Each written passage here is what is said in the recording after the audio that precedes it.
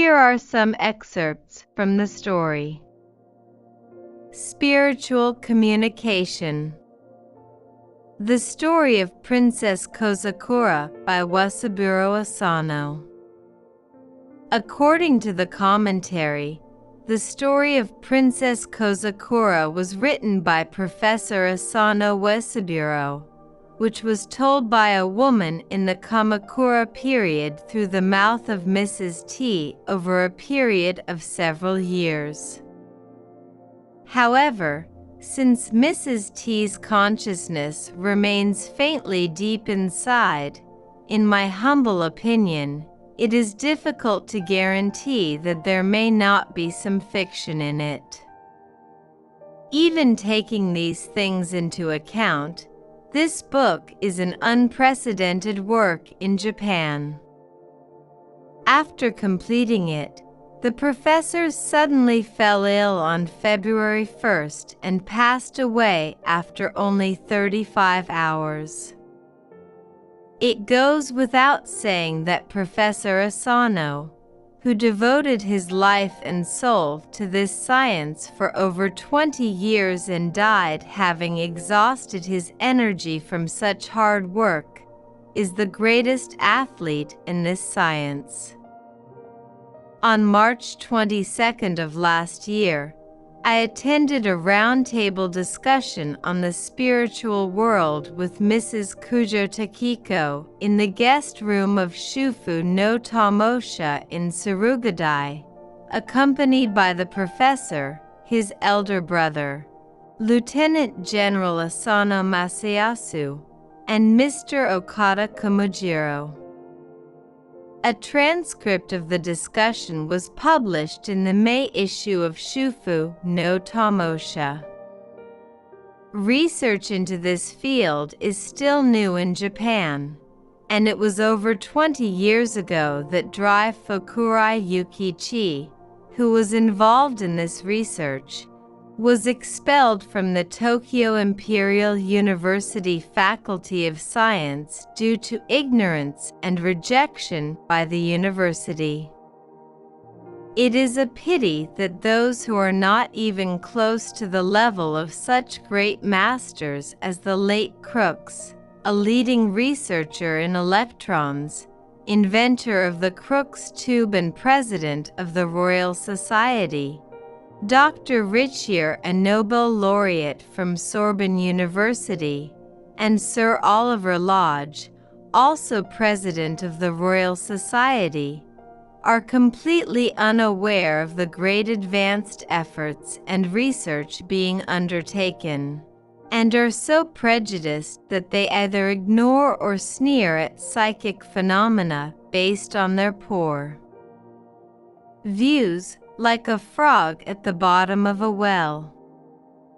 This book, along with several other writings by Professor Asano, such as lectures on spiritualism and spiritualism, which are the result of his research over more than 20 years, is a significant contribution to this field in Japan.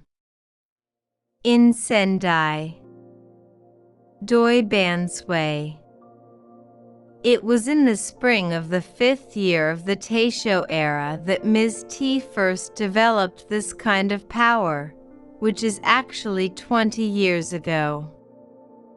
The first phenomenon that occurred to her was mainly clairvoyance, which was almost flawless and precise and clear, transcending the real and the invisible, as well as the near and far realms. Fast forward to the spring of 1921, and due to a certain motive, in addition to her clairvoyance, she began to experience further spiritual communication. And another personality different from the real her own took over her oral system and began to speak freely. And so, at last, Taki has been completed, we said, rejoicing. The communications of Princess Kozakura was the product of this ever since. But who is this so-called Princess Kozakura on the right? If you read the main text, you will understand that this woman was quite well known to the world as the wife of Arajiro Yoshimitsu, the eldest son of Arai Castle in Miura, Sagami Province. At that time, the Miura clan was engaged in a secret feud with the Hojo clan of Odawara, but they were not good at fighting, and after 3 years of siege, Arajiro and almost the entire clan were killed in battle with their heads held high in the castle, which is a very famous and historic event. It is not clear from history or oral legend what actions Princess Kozakura took at that time, but according to her own correspondence, she fell ill shortly after the fall of the castle and passed away lonely in her temporary residence on the beach on the south shore of Aburatsubo. Whether this was the case, there is still a small shrine called Kozakura Shrine, commonly known as Susho Wakamiya-sama, remaining within the Shinmaisha Shrine in the same area, and it is still a target of reverence from the villagers to this day. The next issue that naturally arises is the relationship between Princess Kozakura and Lady T. Princess Kozakura tells us that she is Lady T's guardian spirit, her spiritual guide, so to speak, and that the relationship between the two is bound by an unbreakable, strong bond of karma that cannot be severed. After investigating this matter with the help of renowned spiritual mediums from Japan and the West, it appears that we must accept this as fact. What's even more interesting is that because Ms. T's father was a naval officer, her birthplace happened to be Yokosuka, a part of the Miura Peninsula, which has a deep connection to her guardian spirit. Furthermore, she lived in the Miura Peninsula for the most important period of her life, from age 17 to age 33, and she became close to the mountain and river that her guardian spirit had been close to 400 years ago. Is this just a coincidence, or an intercession from the underworld? It is not something that a non-divine being can easily judge. Finally, I would like to say a few words about my attitude as the person responsible for the records. Princess Kozakura's correspondence spans nearly 8 years, from the spring of 1921 to the present, and the volume is quite extensive, filling several notebooks already. The contents also span the past and present, straddling the real and the hidden, with some parts being general and others being personal, so it is quite all over the place and disorganized.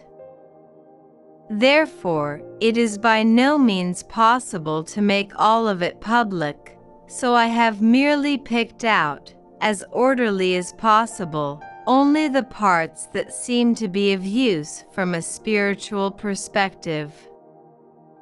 Of course, I must take responsibility for the selection of materials, but the content of the communications is entirely original, and there is not a single part that has been distorted by personal addition. I would like to ask for your special attention on this point. 2. Life at that time. First, let me talk about the education we received at that time. Because of the times, education was very simple, and academics included reading, writing, calligraphy, and waka poetry, all of which were learned at home. As for martial arts, we mainly practiced naginata, and my mother often used naginata, so I also learned it when I was a child. At that time, even women practiced martial arts at least once. That was pretty much the education I received as a young girl, and I learned equestrianism later on after I married into the Miura family. At first I hated riding horses, but my husband told me, even girls need to know that much, and he taught me. When I actually went riding, I found that the horses were extremely gentle and calm, and I really came to love riding. For riding, you wear hakama, your outfit changes completely, and you wear a white headband. I mainly trained at the stables within the castle, but later I even went back to my hometown of Kamakura on horseback riding. It would have been difficult to have only male attendants, so I had each of my ladies-in-waiting train in horse riding as well. At that time, even if I went out for a short while, I would always be accompanied by at least 4 or 5 attendants. Now, let me tell you about the sightseeing trips I took at that time. Even though I say sightseeing, it was very simple. Usually people would go to see cherry blossoms, dig for dried fish, visit shrines and temples. It's not that different from what we do nowadays, but back then, the most enjoyable pastime for boys was playing games like hunting boars and rabbits. They would all carry bows and arrows in their hands, mount horses, and set out making a lot of noise. My father was no warrior, but mountain hunting and digging were his greatest pastimes. My husband, who was raised in a samurai family and had a sturdy, muscular body, was so enthusiastic that he would eat every meal in one go. Whenever an announcement was made that tomorrow is the hunting event at Ntokusu, the hunting party would gather in a frenzy, as if it were a war, with horses being groomed and provisions being prepared. There were also a few elegant and gentle pastimes. These were mainly no in Kaijin and Sarugaku, and among the retainers there were skilled artists in each field, and we would sometimes go and watch them. However, I don't recall doing it myself. Unlike Kyoto, in the eastern provinces, it was generally the fashion to engage in martial arts-related pastimes. Clothing and furnishings were also popular. There were merchants' shops in Kamakura who sold such goods, but as I said before, they didn't seem to display the goods in a way that would attract attention. All the good kimono and other items were specially woven, and weaving was quite popular there. As I recall, the most expensive items could not be found in Kamakura, so they had to be ordered all the way from Kyoto. Then there is food. This seems much easier than in today's world. Since coming to this world, we have not eaten or drunk anything at all, so I do not know the details, but judging by the daily behavior of the woman I am protecting, Mrs. T, I can imagine that cooking methods in today's world must be very time-consuming. That very sweet, white powder, sugar, of course, did not exist in our time, and sweets at that time were mainly made of rice flour, called uchigashi. Even so, I recall it had a faint sweet taste on the tongue. Also, a small amount of powdered licorice, a medicinal herb, was added to the seasonings, but as I recall, this was only used in cooking by the upper classes, and was not used for general baking. Of course, there was sake as well. It wasn't cloudy, but I recall it wasn't particularly clear either. As a beverage, they would put pickled cherry blossoms in teacups and pour hot water over them before offering them to guests. This kind of story is far too boring, so please let me end it here. It seems a bit strange for a resident of the other world like me to talk about food, clothing, and other things from long, long ago, and I'm not really interested in it at all, so it's troubling me. 3. Marriage. The time came when I should put an end to my girlhood. Needless to say, the most important thing in a woman's life is marriage, which is a big crossroads that determines happiness or misfortune, luck or misfortune, but I couldn't deviate from that pattern. I married Miura in the spring when I was just 20 years old, when the mountain cherry blossoms were in full bloom. Then, I spent a dozen years living as a samurai in Arai Castle. I have many happy memories of it, but no matter what I say, it was a brutal and violent time during the Sengoku period, and I was challenged to battle by a cunning and successful old man named Hojo. After many fierce battles, the end came in a long siege that lasted 3 years, and in the end, the Miura clan, including their husband, were so poor at fighting that almost all of them were shot to death with the castle on their heads.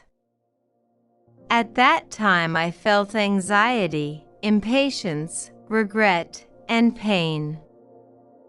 Until now I have regained a sense of calm and no longer feel any particular regret or sadness, but at that time the flames of hell were burning in my heart. I am ashamed to say that at one point I even resented the gods. I even cursed people. Please allow me to refrain from sharing the story of that time. Are you asking why the only daughter of the Oi family married into another family? I am truly troubled by your skill at inviting others. So let's get this story out of the way.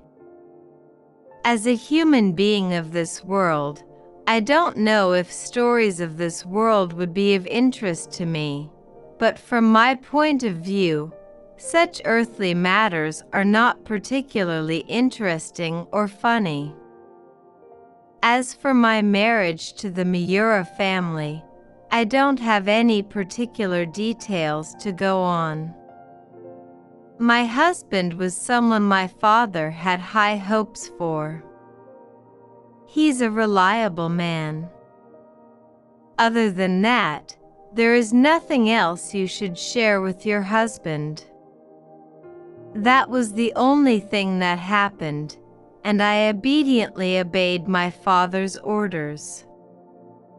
I don't know if people today might think that my thinking is old-fashioned, but whether old-fashioned or new, that was the way of women in those days. And it seems that my father had the ulterior motive of wanting each of us to become the heir to the Oi family if we had any boys born to us as a couple. Was it an agreement? It was an agreement after all. I remember that my husband came to visit my parents' home. Today, just like in the past, I was summoned by my parents to go and greet them. At that time, my husband was still young. He was about 25 years old, a large, well-built man with a well-balanced build and strong muscles, and he wasn't particularly pale. He had normal features, no facial hair, a rather long face, and sharp-edged eyes. In history, it is written that there was a fierce warrior with the strength of 80 men. Ho ho ho, my husband is not such a monster. He was a brave warrior who devoted himself to archery and horse riding, but the claim that he had the strength of 80 men is a lie. He was a surprisingly gentle and kind person. As for what my husband was wearing at the time of their matchmaking, I believe he was wearing koroiginu and hakama, the customary 2 large and small daisho, and a chukei in his hands. As for the wedding ceremony, please don't ask me, nothing particularly unusual happened. The furnishings were sent to the other party in advance, and then later they were put in palanquins and entered in a huge procession. Of course, the ceremony took place in the middle of the night. It all seemed like a dream, and even if I recalled those days now, it would not evoke any interest. Once we moved to this world, everyone had a different direction, and we just walked our own path with single-minded concentration. So parents and children, siblings, and couples rarely interacted with each other here. You will all eventually move to this world, and when that time comes, you will gradually come to understand our present feelings. Was there ever such a time? The events of the distant present world will turn into mere illusions. That should be enough for the story of the present world. I would like to move on to the story of this world as soon as possible. Why do you call the circumstances before and after my death a story? Well, I will tell you that very briefly. This time, that will be the end. 4. Fall of the castle to death. The siege lasted for almost 3 years.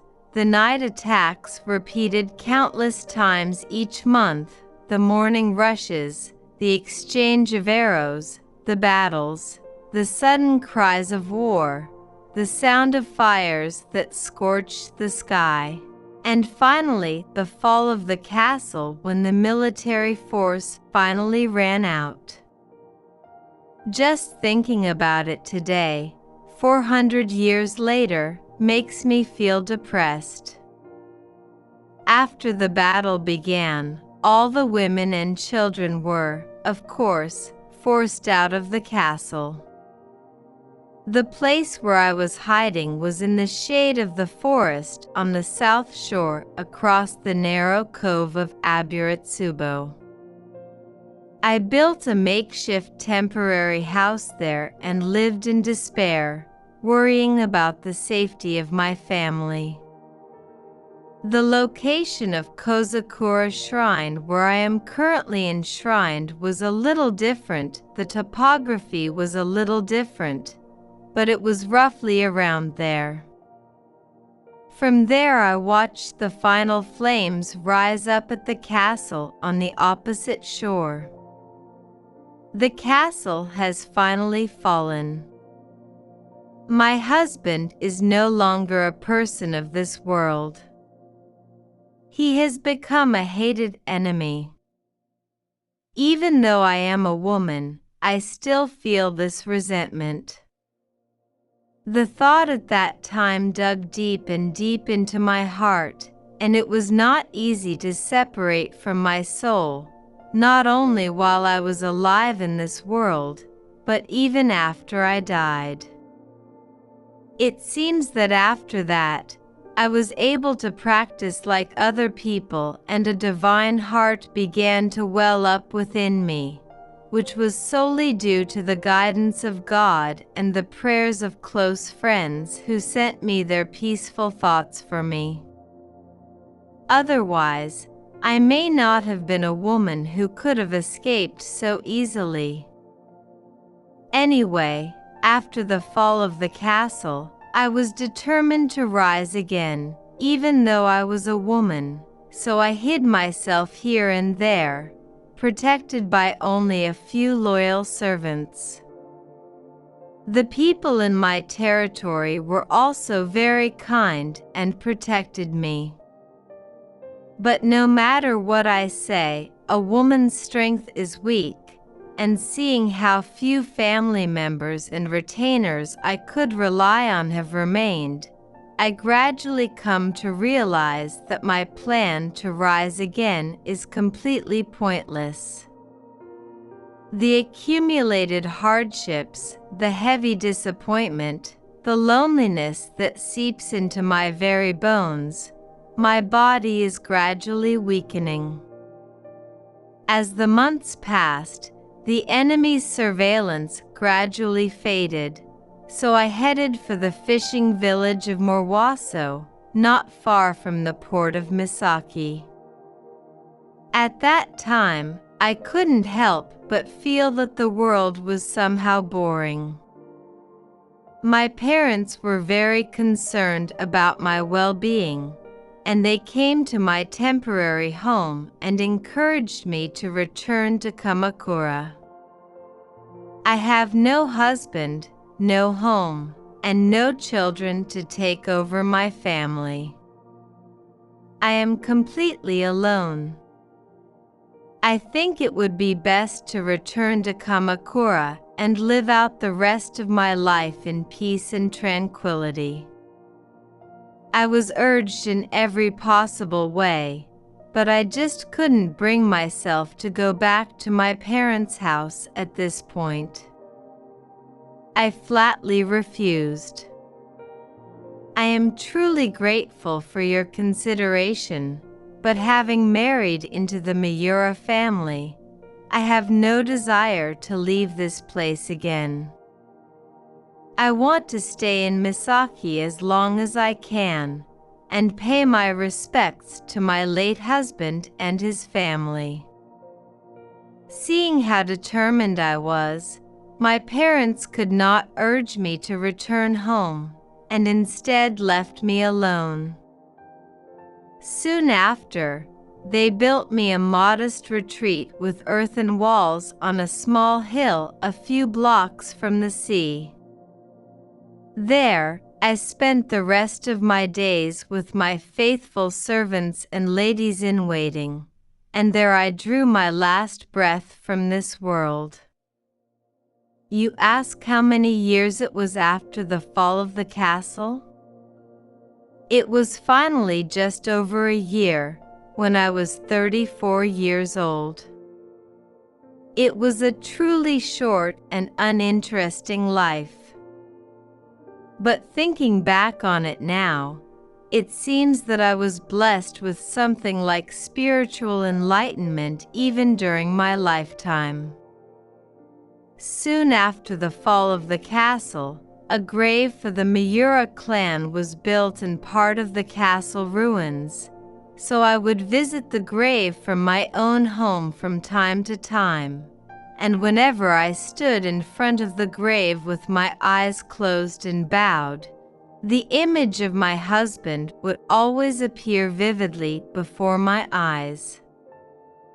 At the time, I didn't think too deeply about it, and just assumed that anyone could see the grave if they came to visit. The reason I had no intention of leaving Miura was because of this incident. At the time, meeting my deceased husband was almost my only comfort and my only hope in this world. I don't want to leave here no matter what. I was convinced of this. I didn't decide to stay in Miura because I had to get away from complicated logic or because it was my duty or whatever. It's just that I wanted to do so, and that's not all that happened. But the fact that I was unable to leave the land where the Miura family graves are located until I died must have deeply moved the hearts of the people of the territory. They said that Princess Kozakura is the model of a chaste woman, and after I died they built a shrine and enshrined me as a god. That shrine is Kozakura Shrine, which still remains to this day. But as I have said above, I am in no way a model of chastity or anything like that. I was simply a straightforward woman who always did things her own way. 5. Deathbed, some parts omitted. Now that I've finished one by one of the stories about the depressing present world, I feel somehow lighter. If you look at it from your side, the world we live in may look extremely unreliable, but when I look back at this present world, it's a dark, cramped, empty, hollow world. No matter how I look at it, I can't help but feel like I want to tell a story about it now. Especially since my own life has been more boring than anyone else's. Oh, you're saying that the circumstances before and after my death are still unclear. Now that you mention it, that is indeed true. In that case, there is nothing I can do, so I will hurry up and get everything explained to you one by one. As I said before, my body has been gradually weakening. Even when I lay in bed, I couldn't sleep soundly. No matter how much I picked up my chopsticks, the food wouldn't go down my throat. I just felt irritated. I felt resentment, hatred, disgust, loneliness, pity. I couldn't even see what was going on, and all sorts of delusions and delusions were running through my decrepit body like a storm. And what's embarrassing is that I was born with a reluctance to give in, and even though I'm actually weak, I'm forcing myself to be stubborn, so I'm basically sacrificing myself. Less than a year after we moved to our new home, I was so worn out and exhausted that I couldn't even visit the grave, which is a simple act of consideration. To put it simply, at that time I felt like a smoldering fire in the pine trees that was about to go out, sending up puffs of white smoke. When my parents heard that I had become so sick that I could barely move about, it was my parents in Kamakura who rushed over to help me and look after me. Living so far away, it's hard to reach out to look after you. My father, whose hair was turning white, was lost in deep thought as he said this. In his heart, He probably wanted to take me back to Kamakura even now. My mother, who had a strong temperament, didn't say anything out loud, but she was still a woman, and ran around in the shade, quietly wiping away her tears and letting out a long sigh. What an unfilial son I am, causing trouble for my aging parents forever. Maybe I should just give up on everything, quietly return to Kamakura, and devote myself to taking care of myself. Such honest thoughts were whispered somewhere in my heart, but the next moment, the usual reluctance to give in enveloped my entire being. My husband was shot to death right before my eyes. I hate that Hojo. No matter what happens, it's too late to blame my parents now. Having completely put myself in the shoes of a demon, I turned my back on the kindness of my parents, and at the same time, continued to resent heaven and mankind, counting the days that were meaningless in life, but it wasn't for long, and the last day of my life on earth had finally arrived. From the perspective of people in this world, death may seem somehow eerie, inauspicious, but from our perspective, it is nothing more than a natural phenomenon, similar to a moth breaking free from its cocoon. It is not particularly mysterious or eerie. As such, I am able to talk about the circumstances of my own final moments with a relatively calm mind. It was over 400 years ago, so my memory is very hazy, but I'll briefly describe how I felt at the time. The most noticeable thing above all else was that I felt myself gradually becoming more distant, and it was just like that feeling of dozing off, an indescribable drowsy feeling, as if I had some sanity, but then again, not. Looking in from nearby, you can see that the faces are twitching and cold, oily sweat is oozing out of them, and the appearance of a dead person is by no means a pretty sight, but when you actually see it after you die, it is a much easier job than you would think.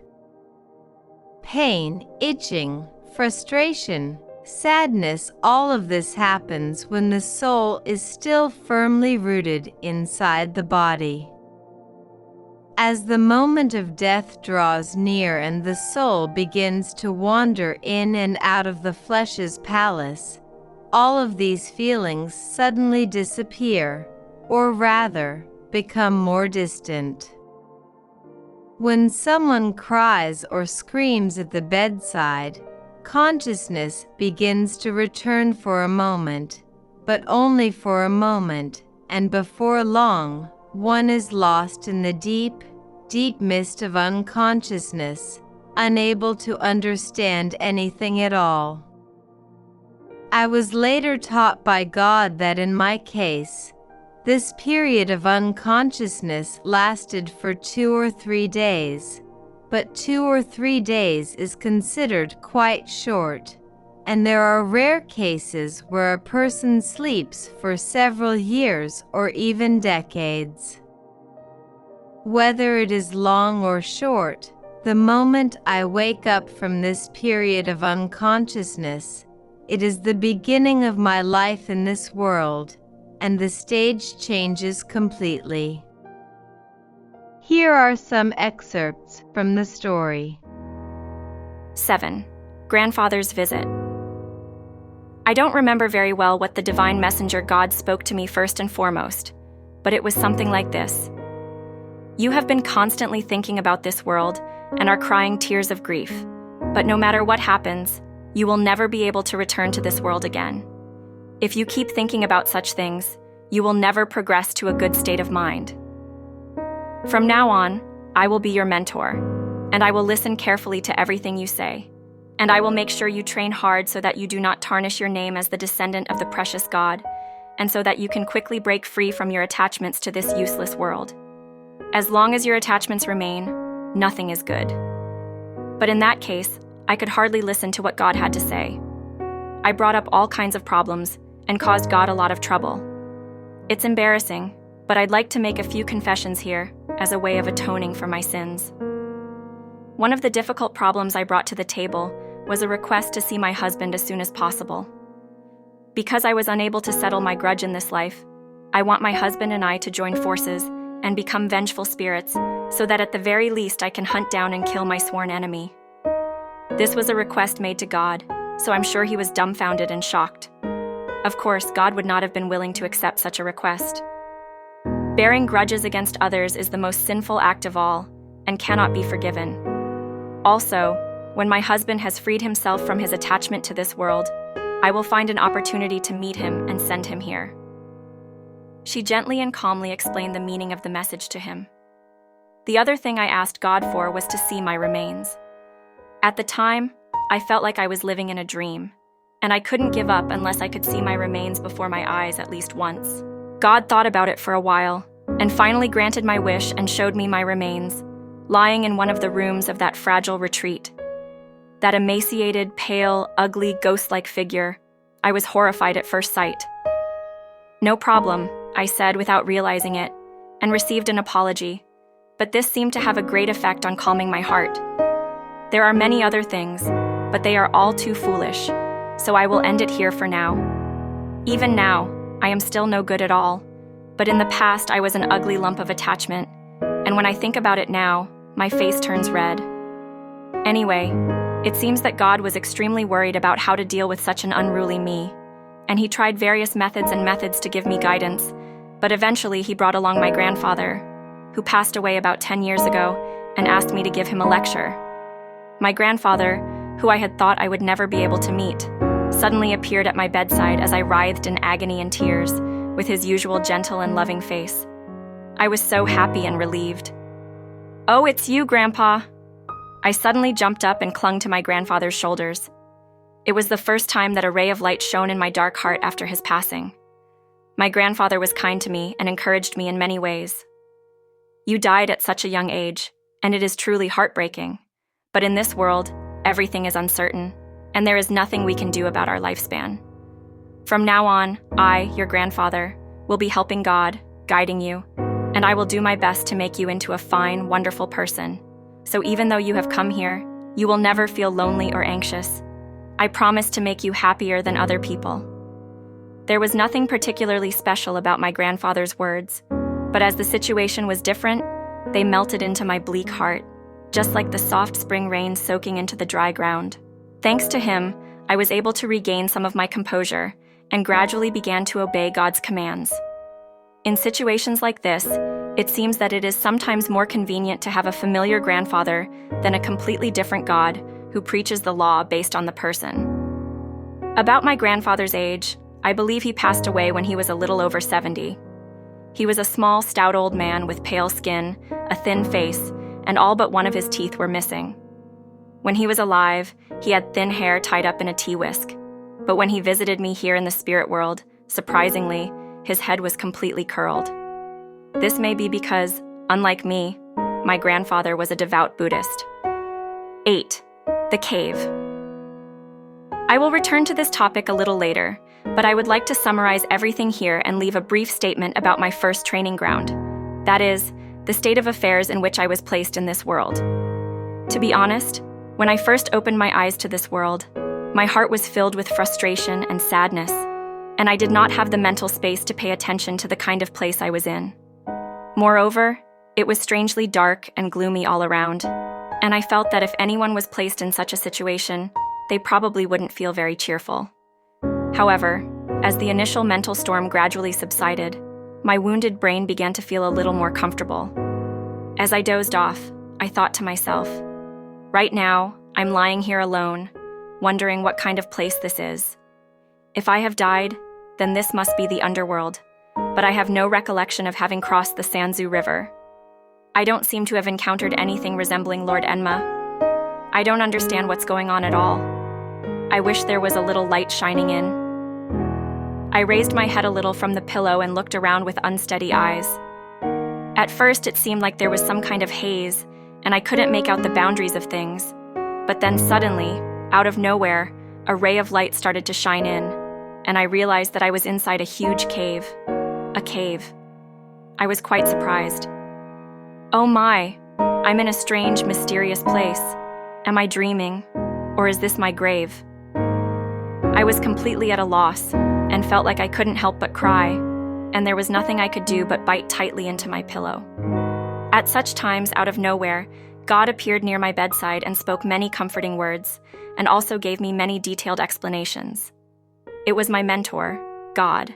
It's like God's hand reaches into your heart, and He always peers deep into your heart and tells you things that are perfectly suited to the time and situation, so even the most difficult person to understand ends up obediently listening.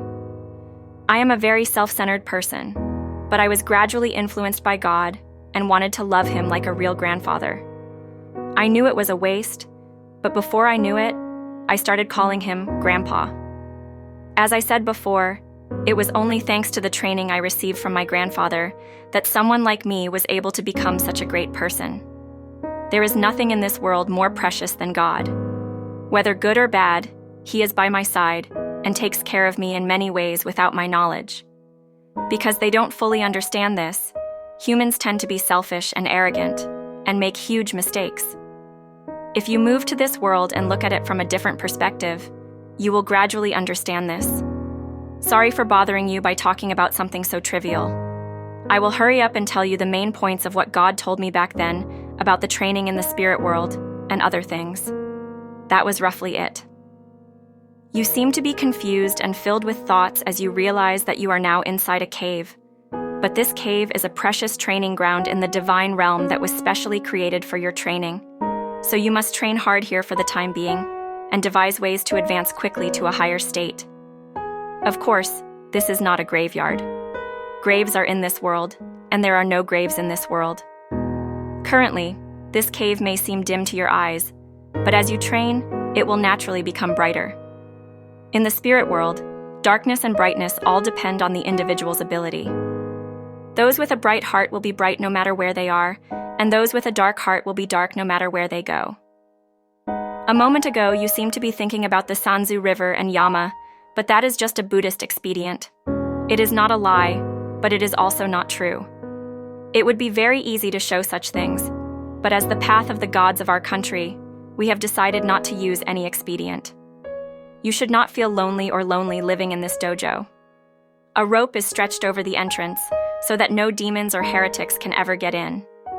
And even if something happens, the eyes of the gods are always watching, so there is no need to feel the slightest bit of anxiety.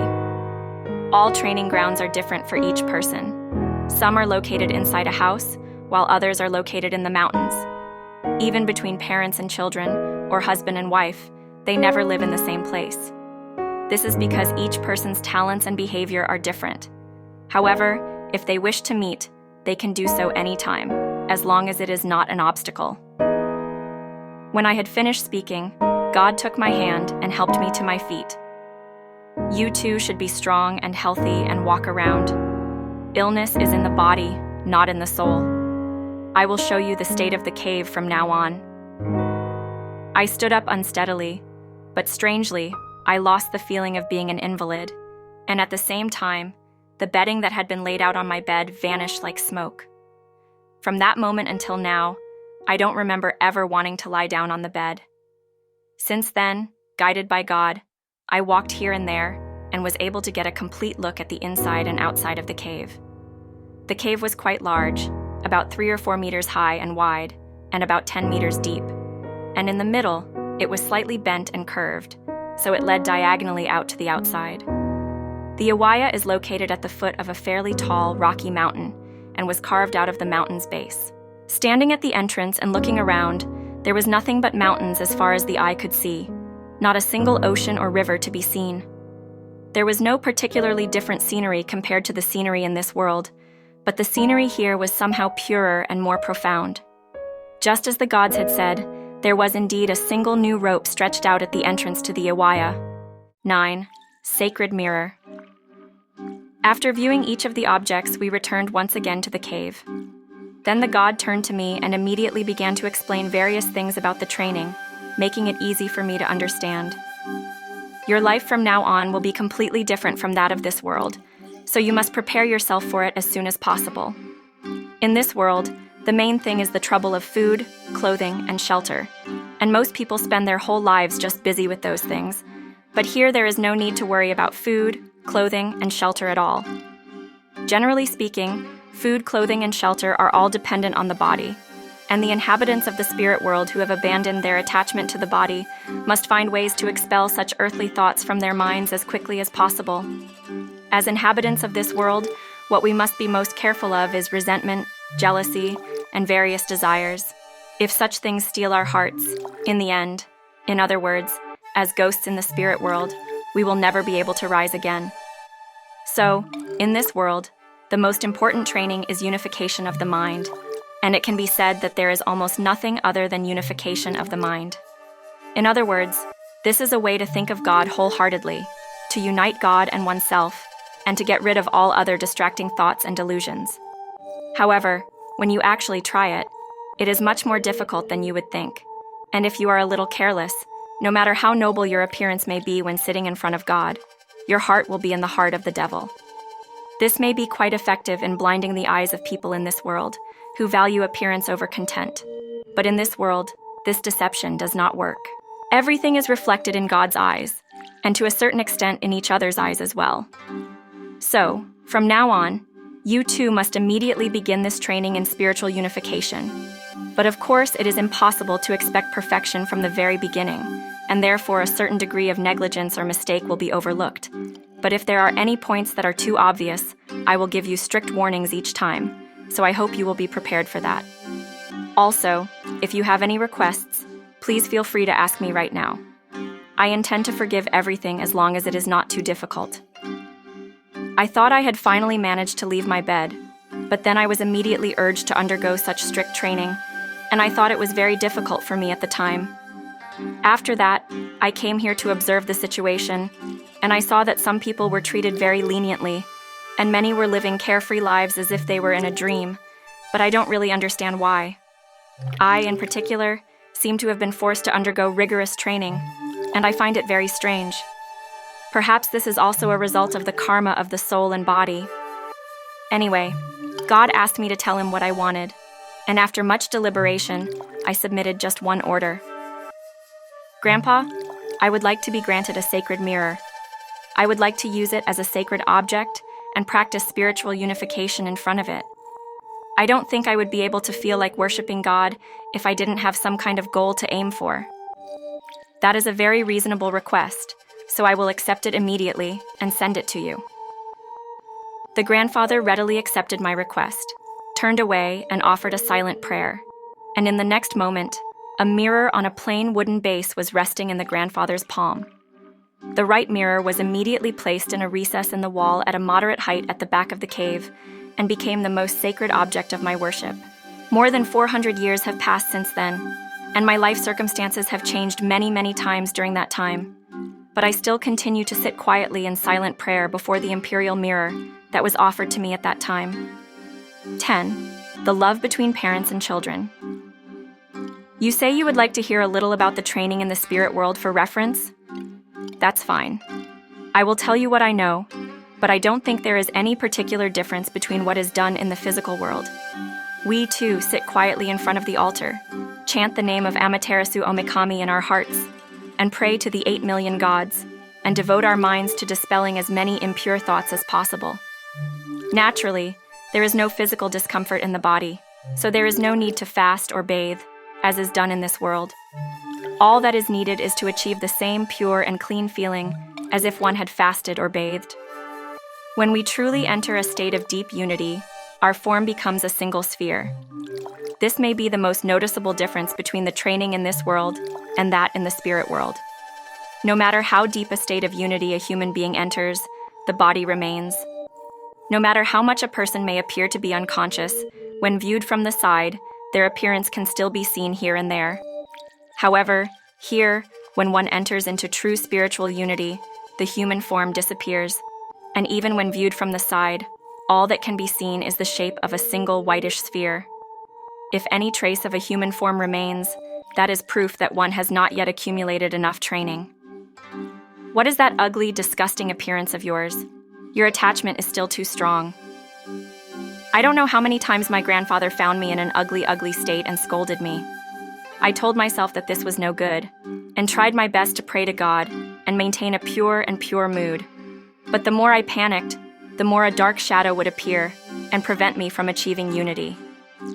My training in the cave was nothing more than a repetition of failures and scoldings like this, to the point where I was completely fed up with it myself. I was certainly a woman with strong attachments and deep sins. You're asking how long this lifestyle lasted? I was completely absorbed in it and didn't feel like it had been that long. But later I heard from my grandfather that my training in the cave lasted roughly 20 years in this world. Among my worldly attachments, as I said before, the one that was most difficult for me to break away from was the love I felt for my blood parents. When I think about how they have all moved to this world before me, without having done anything in the way of filial piety in this world, I feel an indescribable sense of misery, sadness, regret, and dissatisfaction, as if I can't sit or stand. No matter how painful it may be for humans, there is nothing more painful than parents and children dying out of order. Of course, I was also attached to my husband, but my husband died before me, and God said that we would meet when the time came, so I gave up on that side fairly quickly. However, I couldn't give up on my parents, who I left behind in this world, no matter how anxious I was, and I worried and tormented them. In such cases, God doesn't always have complete mental concentration. I often bite into a nearby rock and go into it, writhing in agony and crying. I know very well that even if I try to imitate that, once someone dies, they can't return to this world, but that's why I can't stop. However, what was most troubling was that the grief and lamentations of my parents, who remained in this world, continued to reach the spirit world. My parents tirelessly visited my grave and offered flowers and water, and on each of the 10th, 50-day, and other memorial days, they invited a priest to perform an arduous ritual.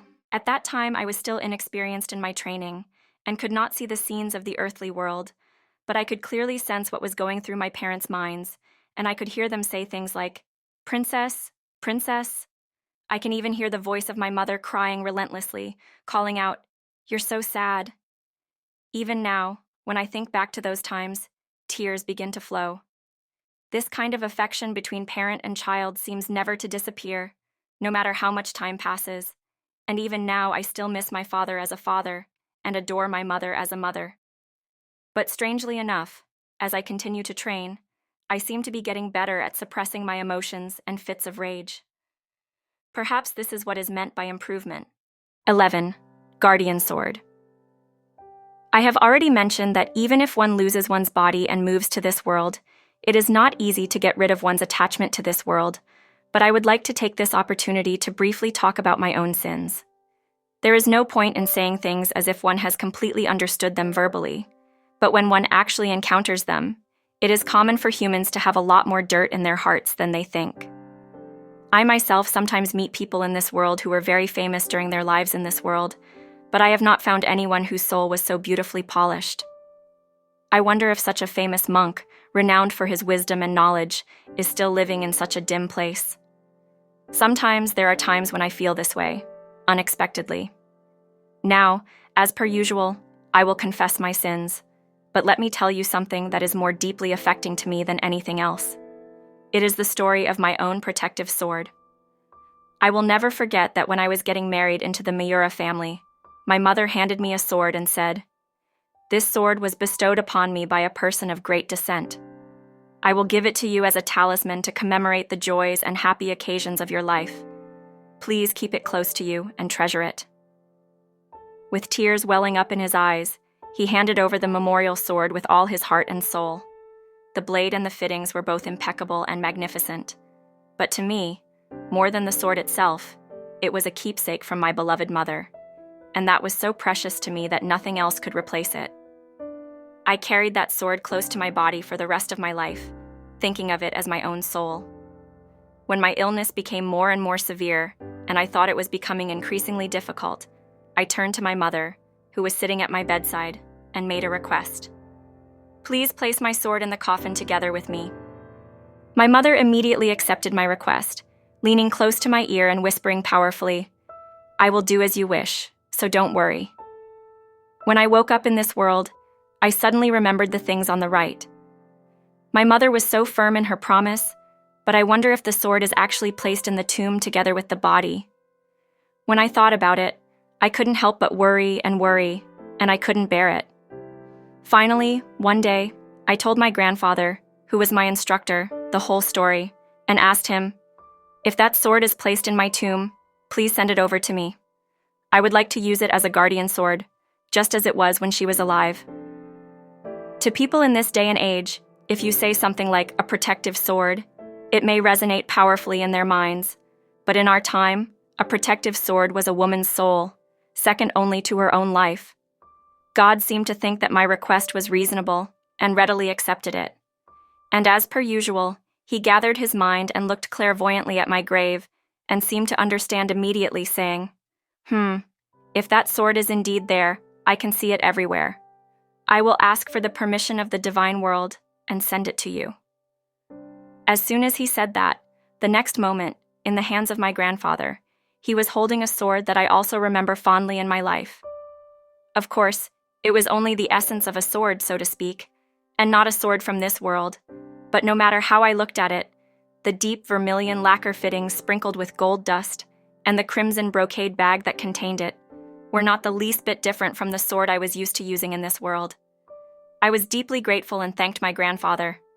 I currently keep the right-handed sword in my possession as a very precious treasure.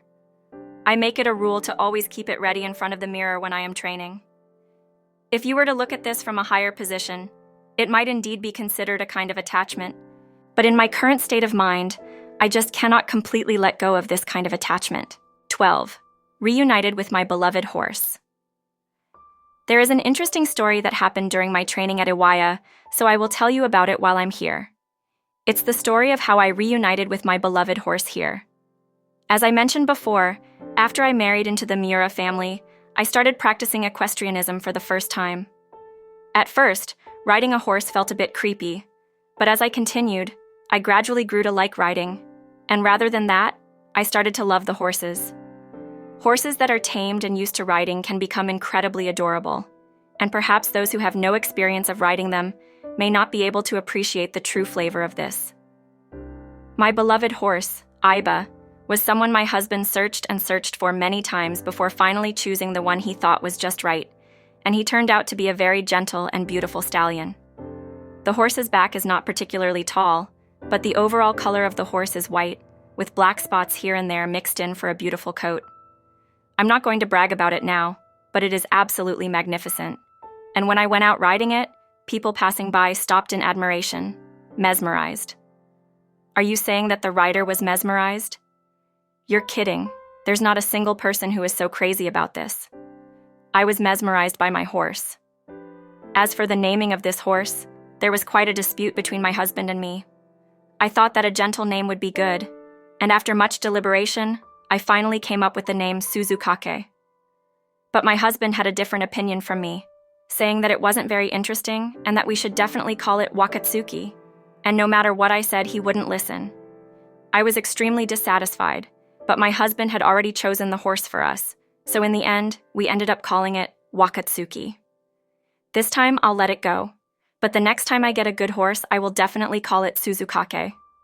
I remember saying that to my husband.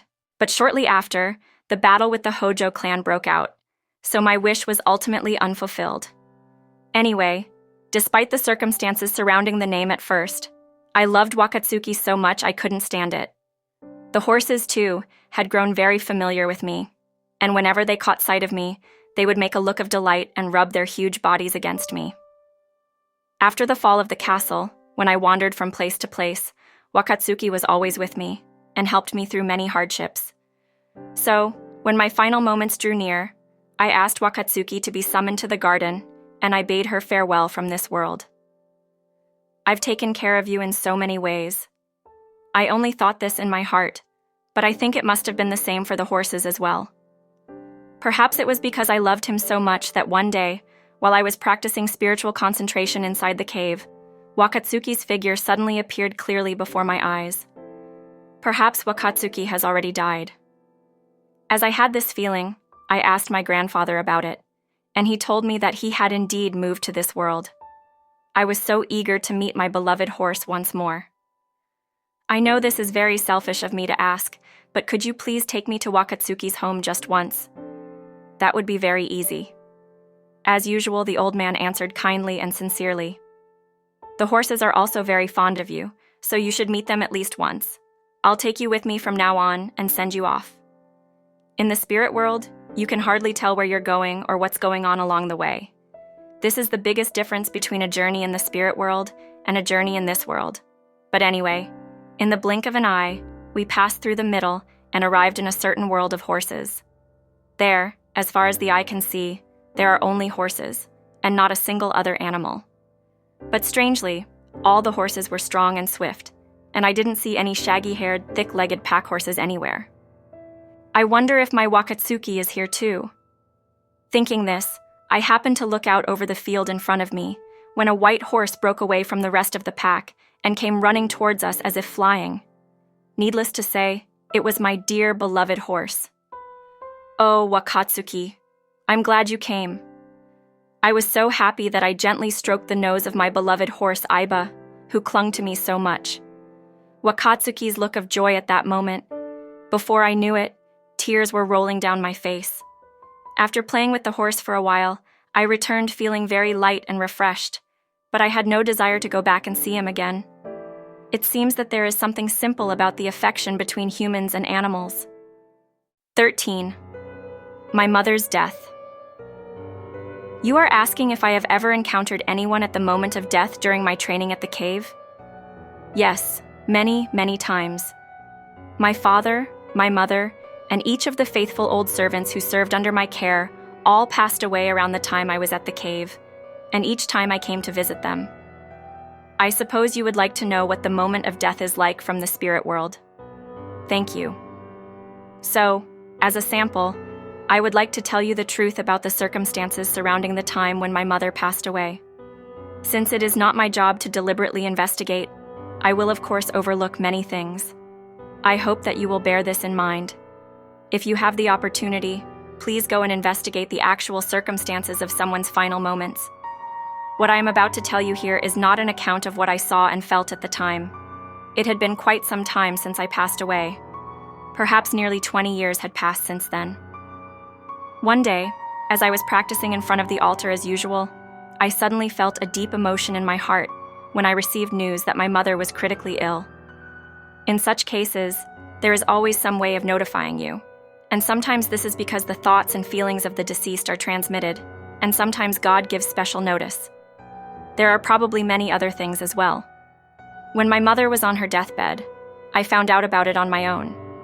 I was so shocked that I immediately flew to my dear family home in Kamakura. But at that time, my mother's death was drawing near, and her soul was in the process of half entering and half leaving her body. To the human eye, the moment of death is only reflected in the horrible scene that occurs in a single weakened body, but I can see many other scenes as well. The most striking thing of all is that in addition to the body, I can also see the soul. In other words, the astral body, as you all call it.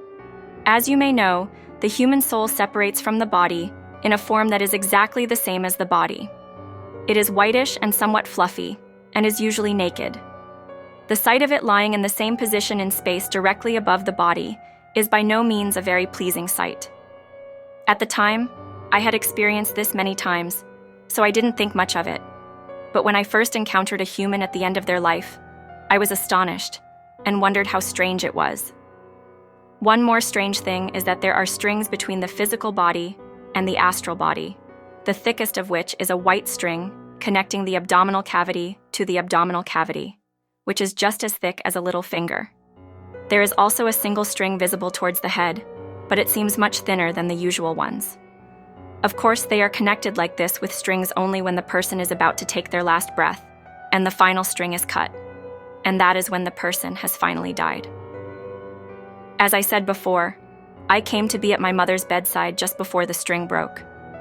My mother was about 70 at the time, and was very different from the last time I saw her.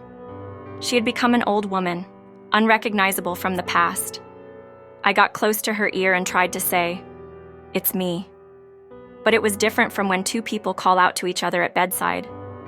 There seemed to be some barrier between us, and I felt anxious as to whether my thoughts and feelings were reaching my mother in her sickbed. Of course, I was saying this about my mother on Earth, and of course, after she had left her body behind, her soul was able to communicate freely. My mother regained consciousness shortly after her departure, and we met again and again, and we indulged in stories of the past and the past. Before she died, my mother told me that she had dreams about my father and me, but of course it was no ordinary dream. In other words, our thoughts and feelings must have traveled to my mother in the form of dreams. Anyway, I remember that at that time, I couldn't bear to see her in agony as she was dying, so I tried my best to stroke her body. This seemed to have a little more substance than simple words of comfort, and my mother became noticeably lighter after that and passed away shortly after. It seems that if you do everything wholeheartedly, it will always be worth it. The only thing I want to say about the scene at my mother's deathbed is that I saw the images of visitors from this world at the same time as the people from this world were there. There were more than 10 people at my mother's bedside, all of them crying and lamenting their eternal separation. But of those people, there were only two I had known in life. The rest were people I had never seen before. Then, visitors from this world included, first my father, who died before my mother, then my grandfather and grandmother, her physical relatives, close friends, and then my mother's guardian spirit, her guardian spirit, the messenger of her birthplace, and so on. If you counted them all, the number would be much higher. Anyway, it was much more lively than when visitors came to see me in this world. First of all, the moods of the two parties were completely different. On the one hand, they were feeling very depressed because they had lost loved ones from their own group, but on the other hand, they were feeling rather cheerful and in high spirits because they were welcoming back loved ones one by one from their own group. Such things were something I had never even considered during my life in this world. There are other points that I have noticed as of yet, but I feel that I cannot fully express them all in my humble words, so for the time being I will leave the story of my mother's final moments here. Here are some excerpts from the story. 15. Creators, soul parents. In order to make the story as coherent as possible, I would like to bring everything together and give an orderly account of the story about guardian spirits that I have finally managed to put together over the course of many years and months. To do so, I must go back a little further and start by talking about the relationship between gods and humans. An old proverb says, "People are based on their ancestors, and their ancestors are based on gods." But when I came to this world, I realized that this proverb is correct. By kami, I mean the original living gods from a time before humans were born on Earth. In other words, what you call the essence of the ego, or the higher level nature spirits. I am honored to serve you, but we have been worshipping Ninigi no Mikoto, the patron deity of our country, since the beginning. And the people who accompanied Ninigi no Mikoto to the descent of the gods, such as Amanokoyane no Mikoto and Amanofutodama no Mikoto, are all living deities. And even today, they continue to work and play in the divine realm of the earth, just as they did in ancient times. Their original form is a bright white ball, but unless we enter a deep state of unity with a very serious feeling, we cannot see their form. Furthermore, they are not visible to the naked human eye. This spherical form is their original form when they are still and playing, but the moment they start working and playing, they change into a completely different, most divine form. Furthermore, in certain cases, when the gods display their tremendous power, they reveal a fearsome dragon form that is so magnificent, so grand, and so incredible that it is impossible to describe it on paper. The speed with which they change from one form to another is beyond the imagination of earthly humans, who are wrapped in a rigid, constructed body. Of course, from these original living gods, many, many branch spirits are born. That is, children are born. And from these branch spirits, yet more branch spirits are born. And in this order, There are steps leading from the divine world to the spirit world, and from the spirit world to the spirit world. In other words, although there is communication between all of them, the roles and responsibilities that they play are different for each one.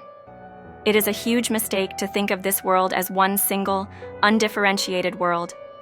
For example, even Ninigi no Mikoto only gives instructions and plays around in the innermost divine realm, and his orders are passed on to the representatives of each world, that is, the gods who are its spirit parts.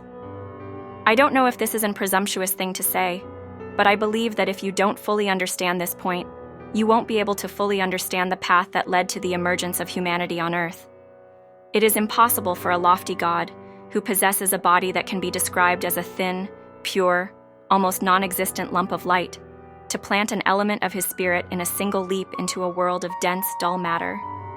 It is because, from the divine world to the spirit world, and from the spirit world to the spirit world, he gradually brought his body closer to matter, that it was possible for him to proceed for the first time to the stage at which the human race should arise on Earth. Even going through such a tedious procedure, it was extremely difficult and took a great deal of effort, and also an almost uncountable number of years and months, to change from something that is not physically indestructible to something that is physically indestructible. The most troubling thing was that matter was so easily broken down, and no matter how many creative and ingenious ways they tried to create something, it always ended up being half done, and it was not easy to create a perfect human body that could serve as a dwelling for the soul. I have heard from the gods to a certain extent about the order, method, and even the dates of their origin, but I do not have time to explain them at the moment. I will explain them at another time. Anyway, it is certain that what we call modern humans were originally born on Earth after receiving a divided spirit from the gods. To be more specific, the two gods, male and female, each emitted a divided spirit, and when these two combined, an independent body and soul was created. In this case, why the distinction between men and women arises is a very important secret of the divine world, but essentially, it is said to be determined by whether one is male or female and which one is in charge of the center of the body and soul. If you pay close attention and look at the classical records shown in the section on the oath of the two gods of heaven and earth, you will be able to get a rough idea of what it is. Now, when an infant is first born on Earth, of course it is weak in strength and has little wisdom, and there is no way it can grow up safely as it is. There is no way that a baby could survive more than 3 days without someone nearby to take care of it. These carers are called guardian spirits, and they protect the baby from behind the scenes. Of course, at first the spirits of the parents, especially the mother, enthusiastically help out, but as the baby grows, the guardian spirit's work increases more and more, and in the end, the baby leaves its parents and becomes a beautiful, strong, independent being. 16. Dialogue with my guardian spirit. I have just told you the story of my first encounter with my guardian spirit during my training at Iwaya, and this has become such a long conversation. I would be extremely happy if this poor story can be of some use to you. In the meantime, I would like to briefly tell you about a part of the dialogue that took place between me and my guardian spirit at that time. It is not particularly interesting, but for me, it is the seed of memories that I will never forget. Q. If you say you are my guardian spirit, why didn't you come sooner? Until now, I have relied only on my grandfather as a walking stick and a pillar, and I have spent my days feeling lonely. But if a kind and gentle person like you had taken care of me from the very beginning, it would have been so reassuring. A.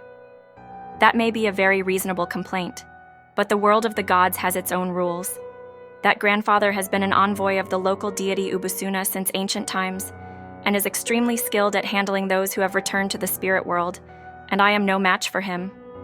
My greatest weakness is that I am still inexperienced in my training, and my sense of humanity is still far too strong, so I lack the courage to discipline you as harshly as I would like. The violent frenzy and obsession you showed when you returned to the spirit world, it was no way I could have handled it. If I hadn't been careful, I, the guardian, might have been drawn into that whirlpool of excitement and ended up crying and complaining for no reason. So I deliberately kept a low profile and just watched over you from the shadows. In the end, it was better for you that way. Question. So, until now, you have only been hiding your face from me, but you have been able to see my crazy state from the shadows. Answer: Of course. I know every detail of your life, both when you were in this world and after you moved to this world. That is the role of a guardian spirit, and your life is also, at the same time, mostly my life. I have caused you a lot of trouble because my training was insufficient. Question: What a waste of words.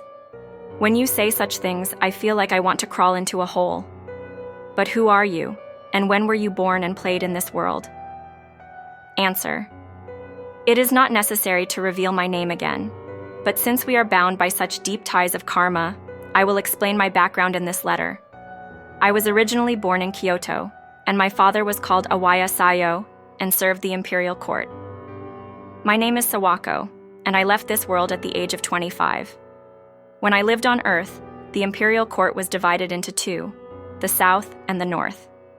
On one side, the camphor trees in the new fields were in the background, and on the other side, the Ashikaga clan and other eastern warriors accompanied them, and there was hardly a day without fighting. My father was a member of the evil southern court, and as a result, we all suffered a great deal of hardship and suffering during our lifetime. Question: Well, that must be a very nasty character of yours. I can honestly imagine how it must have been for you, comparing it to my own situation. Even so, I heard that he passed away at the age of 25, but he had been single all that time. Answer: I had been single, but there is a deep reason for that. In truth, it's painful to tell you the story now, but I had been engaged to be married since I was a child. We had chosen an auspicious day in the zodiac, and were about to hold the wedding ceremony when suddenly, the war broke out, and my soon-to-be husband vanished like dew on the battlefield, and the happy dreams of my youth were cruelly blown away in a single morning. From then on, I was just a living corpse without a soul. Just like a bud of a flower that has been eroded, I gradually lost my vitality and fell to the ground in the spring of my 25th year. Your life was also a very difficult one, but compared to mine, it was still far more full of flowers and fruits, and I don't know how happy you were. Looking up, there is no limit, but looking down, there is no limit. Let's accept that everything is the result of deep, deep karma, and stop complaining about pointless things to each other. Thanks to your grandfather's guidance, you have become much better recently, but I think you still have a long way to go. From now on, I will visit you from time to time and try to improve together. That day's conversation ended like this, but I cannot express how much it gave me strength to find such kind leaders. After that, as promised, my guardian spirit visited me often and gave me many kinds of help and assistance. I am truly grateful to my kind guardian spirit. 17. The second training ground. I will conclude my story of my first training ground, the cave, here for now, and move on to the second training ground on the mountain. When you say changing training grounds, if you think about it in this world, it may seem like a very tedious, noisy, and troublesome task, but moving in this world is a very simple thing. It may be more like a change of state of mind, or a change of mood, rather than a change of location. In fact, at first the cave felt like a gloomy, dim place, but before I knew it, it gradually became brighter, and in the end, it no longer felt like an ordinary place, and I no longer felt like I was inside a cave at all. As a result, my own mood also became much brighter, and I felt like going outside and taking a stroll. It certainly feels as if my mood and state of mind here are perfectly in line. One day, I was feeling unusually tired of my training in Unity, and so I casually walked up to the entrance of the cave. Suddenly, the old man who was the instructor appeared. "You seem to want to go outside." I felt a little embarrassed that he had hit the nail on the head. "Grandpa, I don't know why, but I'm feeling uneasy today and I'm worried. I feel like going out and having fun." "Whenever you feel like going out and having fun, just go out. I'll show you around to a good place." Even the old man invited me out with a brighter and happier look on his face than usual, so I felt very happy and followed him out. If you go a little way from the cave, you'll soon be standing on tiptoes, and on both the right and left, you'll find a fairly steep mountain overgrown with cedars, pines, and other evergreen trees. You're saying it's the same as the scenery in this world? Yes, it is. It's not particularly different, but it's somehow deeper and more divine than the mountains of this world, to the point where you get the feeling that it's incredible. Just below the path we were walking was a dimly lit valley, and the sound of water flowing through the thicket of trees was faintly murmuring. But perhaps because of the weather, the sound of the water was somehow muted. A little further on, there is a very good mountain training ground, the old man told me along the way. I think you'll probably like it, but anyway, let's go and see the site anyway. Please, I beg you, I replied lightly, intending to just take a look around. Soon we reached the top of a steep slope and came to a fairly flat, cliff-like area. On all four sides there were rows of tall cedar trees with beautiful branches that looked impressive, and the largest of them had a rope strung around it, and next to it was a small building made of white wood.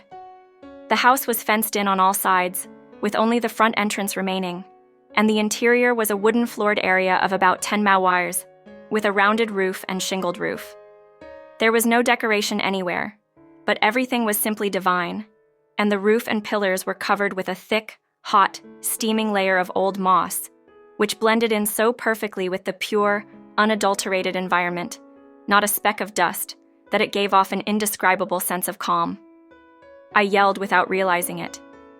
What a lovely place this is. I'd like to live in a place like this. Then, with a smile of satisfaction plastered across his aged face, the old man said slowly, Actually, this is your training ground. There's no need to go back to the cave you were sent to.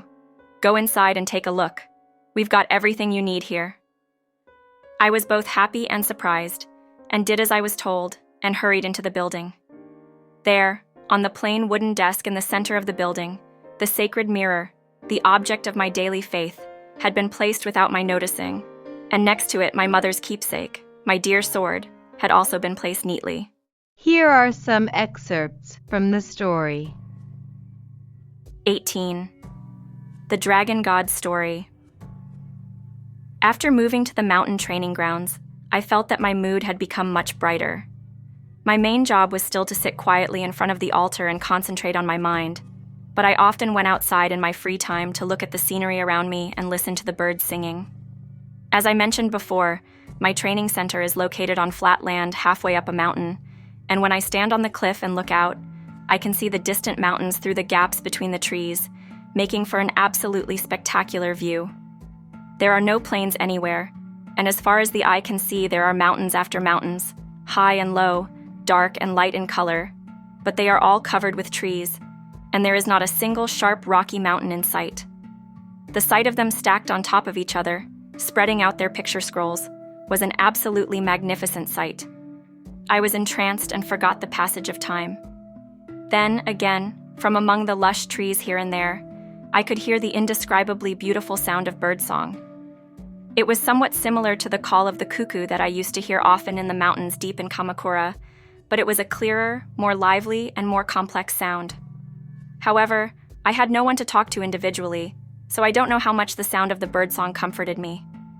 One day, just to be sure, I asked my grandfather what kind of bird it was, and he told me that it was a very rare bird, even in this world, and that it does not live at all in the earthly world. In fact, considering its beautiful voice and color, its fur is surprisingly unremarkable, and one day, I happened to see it perched on a nearby branch, and it was about the size of a dove, and somewhat similar to a hawk in the earthly world, with long hair growing on its neck. I was amazed that even birds in the spirit world might not have the same voice and fur. Another thing that particularly caught my eye in this scenery was a single crimson-painted shrine that could be seen flickering among the green leaves halfway up the mountain to my right.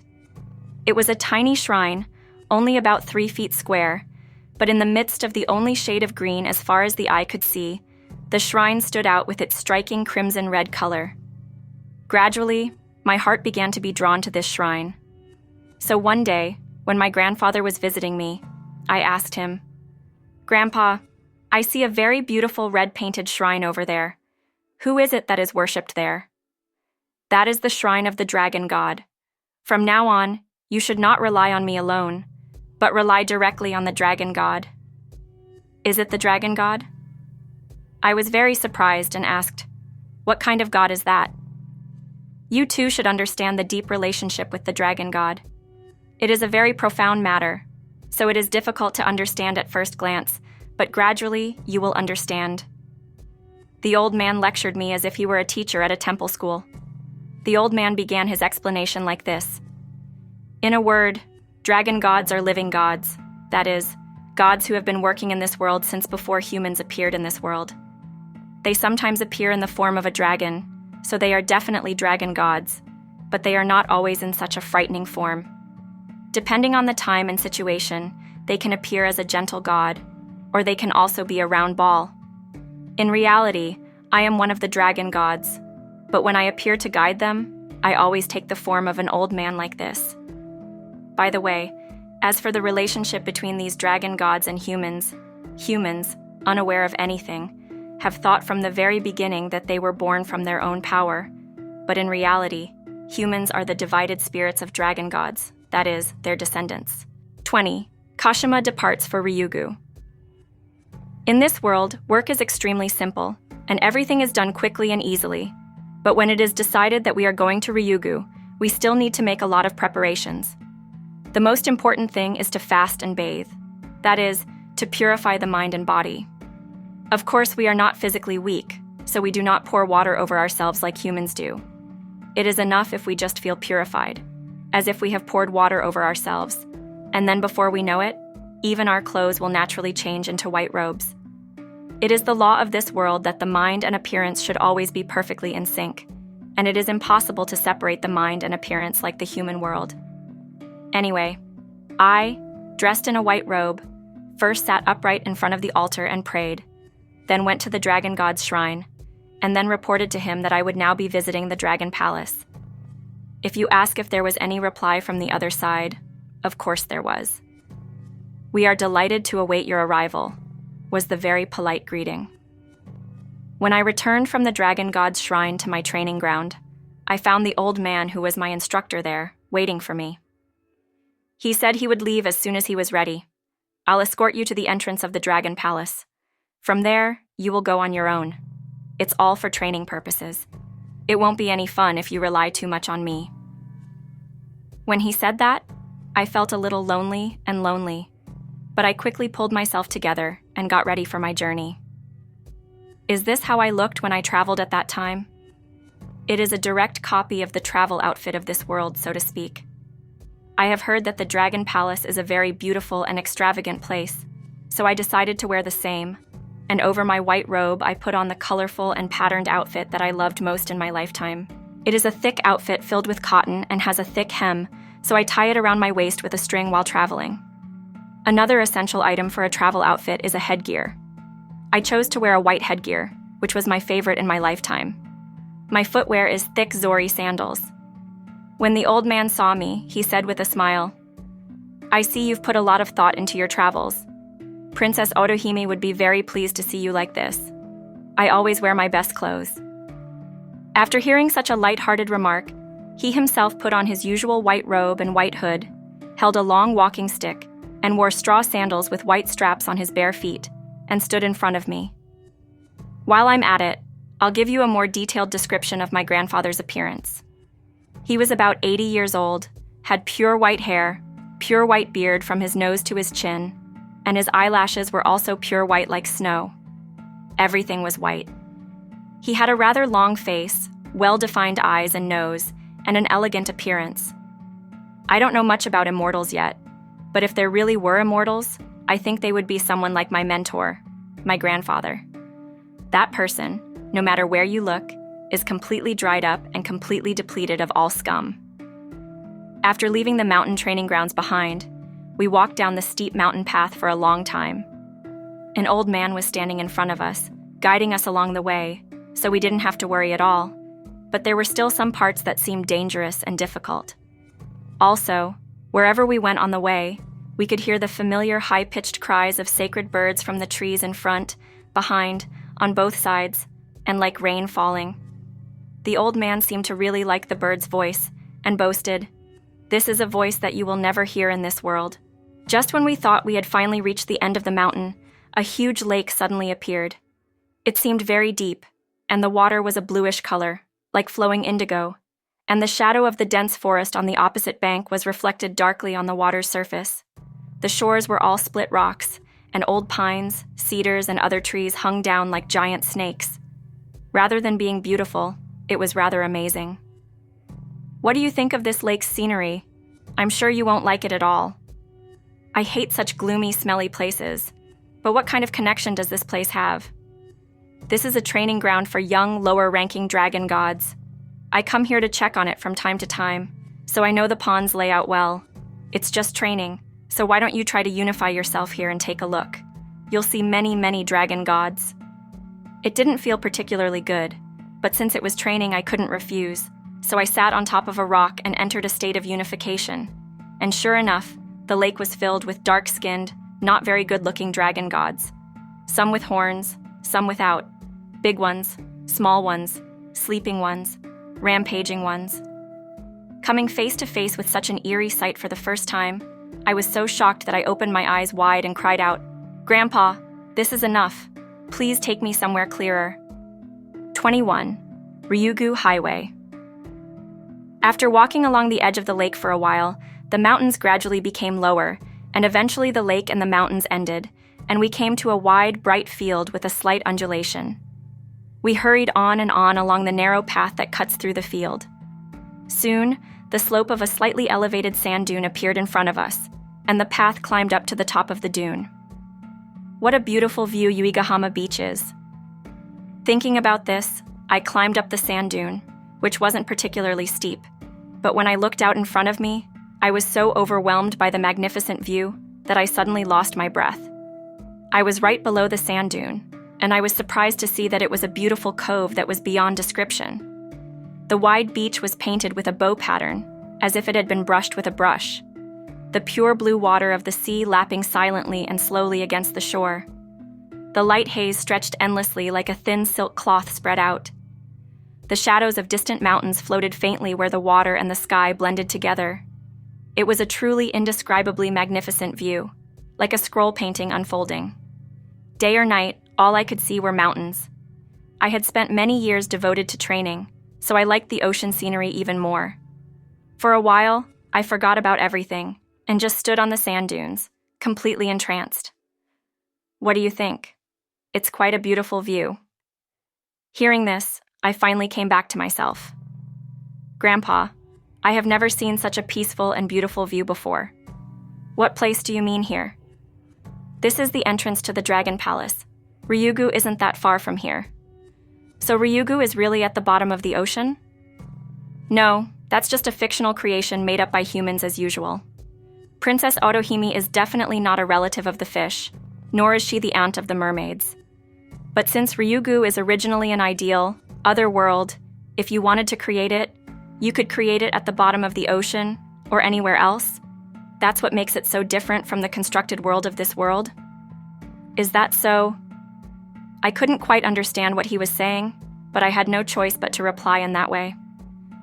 Well, the old man said after a while, and spoke with a very serious expression.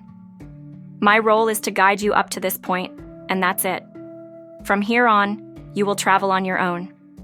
If you go off to the left a little from the edge of that inlet, you will see a completely flat road. If you follow that road as far as you can, you will come to the Dragon Palace, and there will be no need to worry about taking the wrong road. Also, after you go to Ryugu, you don't know who you will meet. But in any case, it will not be interesting just to listen to what the other party has to say. If you notice something or don't understand it, you must ask without any hesitation. As it is the law of the gods' world, we can only teach you what we ask. So, you must be vigilant in everything, keep your heart and eyes open, and do your best not to lose Lady Otohime's affection for you. Well, I'm going home now. As he said this, he rose to his feet, but the old man was nowhere to be seen. As usual, his indulgence was beyond description. I felt a little lonely, but it was only for a moment. I firmly placed the sword that I always keep close to me in memory of my mother in the gap between my belt and hurried down the sand dunes. And just as my old man had taught me, I went straight down the Ryugu Highway. Since then, I have passed by the Ryugu Highway many times, and no matter how many times I have passed by it, this highway is the most comfortable. It is as if the natural white sand has been hardened by some kind of material, and the feeling of walking on it is unparalleled when it comes to the pleasant feel underfoot. There is not a speck of dust anywhere, and the various large and small plantings on both sides of the road are mixed together in just the right amount, and are so beautifully made that it is hard to describe. You will never see such a wonderful road in this world. You asked how far the highway continues. Well, I have no idea how far it is, but I can be sure that it is quite far away. Looking ahead from around the entrance to the highway, the whole area is shrouded in mist, and I can't see anything. But after a while, I can see what appears to be a faint mountain shadow, as if it is there or not, and after another while, I can see something that looks like a vermilion painted gate. From that area, it's still about half a rai to the palace of Ryugu. It's a great pity that I can't really tell you anything coherent, as I don't have any artistic talent or anything like that.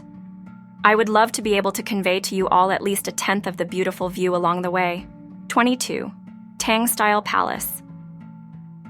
After a while, I finally found myself standing in front of the gate of the Dragon Palace, but I was surprised at how realistic the scenery around me was. Based on my grandfather's stories, I thought the Dragon Palace was a mirage, an ideal world created by Princess Otohime at her whim. But when I saw it in person, I found it to be a solid, genuinely real world with no dangers. If this is a mirage, then there is nothing in this world that is not a mirage. That's what I thought in my heart. This is the general impression of the Dragon Palace. To put it simply, it feels more like a huge palace than a shrine. In other words, it is full of humanity. And here and there you can see some Chinese-style features. First of all, there is the gate. The roof is curved upwards at both ends and is covered with large, beautiful, very shiny tiles. The gate posts and other parts are all painted crimson, and there is no separate door, so the design inside the gate can be seen freely from the rounded entrance. There were no guards to be seen nearby. So I decided to go through the gate, and inside the gate was a magnificent stone pavement, not a speck of dust anywhere to be found. Then, in the spacious gardens on both sides, well-formed pine trees and other shrubs were planted moderately, and it was difficult to guess how far inside the gate went. Generally speaking, there is not much difference between this and a garden on the ground, but the vivid colors of the plants and the fragrant smell of the earth cannot be found anywhere else on the ground. I don't think there are any words to describe this other than to go and see it for yourself. How far is it from the imperial gate to the palace? It seems quite far away. The entrance to the palace was made of a huge black painted platform, and the eaves, pillars, and beams on the upper part were all painted an eye-catching crimson, while the walls were painted white, giving the whole arrangement an ornate, bright, and cheerful feel that was eye-opening. I then and there completely rearranged my appearance. Of course, if you really feel that way, that's fine. And so my traveling attire was instantly transformed into proper attire for an audience. If I couldn't do that, then I couldn't go to visit Princess Otohime of Ryugu by myself, without my ladies-in-waiting. Please forgive me. I begged for guidance with all my might. Soon, a cute young girl, about 15 years old, appeared. The attire was a pink kimono with long sleeves, and the hair was divided into two parts, curled up at the back, which no matter how you look at it was closer to Tang Dynasty style than imperial style. But I found it strangely fitting perfectly with the palace's structure, and found it extremely beautiful. My name is Kozakura, and I have come all the way to visit you because I wish to see you, Lady Madam. It felt strange to call her Otohime-sama, and I also felt it was too formal to mention the name of a god, so I just said, Okugata. Even though I came here, it seems that I still had the calling habits of the present world. But the young girl who was acting as intermediary seemed to understand my words well, and she said, "Understood. Please wait a moment," and turned on her heels and hurried into the back of the house. I wonder if I will be able to meet with Otohime-sama. I stood in front of the entrance feeling a little uneasy. 23. Princess Toyodama and Princess Tamayori. Soon the young girl from before appeared again. "Please come in." I was led by the young girl, as she said, down the long, long corridor of the palace, and was guided down several turns to a room located at the very back. The room was a Japanese-style room about 10 tatami mats in size, covered with blue tatami mats, but it was not made of white wood in the Japanese style. The shoji screens, transoms, alcove pillars, etc. are painted black, while the balustrades, eaves, and some of the other fixtures are painted crimson red, giving the room a complex and deep color scheme with a deep luster. Between the floor and this room, there was a hanging scroll of a goddess, and in front of it was a ceramic figurine of a dragon god. I can still see the dragon god's mouth wide open with amazing vigor. The garden could be seen clearly through the gaps in the open shoji screens, and it was an extremely magnificent garden that had been painstakingly designed, with an indescribable combination of trees, plants, springs, and stones that is beyond description. The gardens of Ginkakuji and Kinkakuji in Kyoto are also said to be extremely extravagant, with the utmost in exquisite design, and I once had the opportunity to peek into them from here, but compared to the gardens of the Dragon Palace, they seemed on a completely different level. No matter how elaborate the design, it seems that this world can only do what it does in this world. What's that room you're asking me to see, Princess Otohime? Ho ho ho, I have waited so long. So let's end the story about the garden here and move on to the story of when I met Princess Otohime. Indeed, it was Princess Tamayori Hime that I saw at that time, not Princess Toyota Mahime.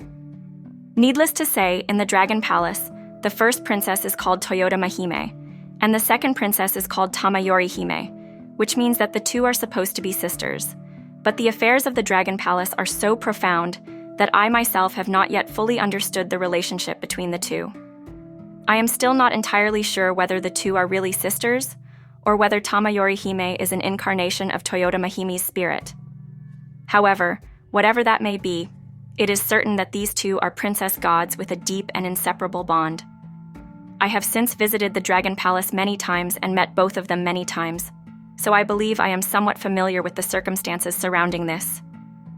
This Princess Toyotama is the first Princess Otohime and represents the Dragon Palace, so she is a revered personage and has a certain dignity to her.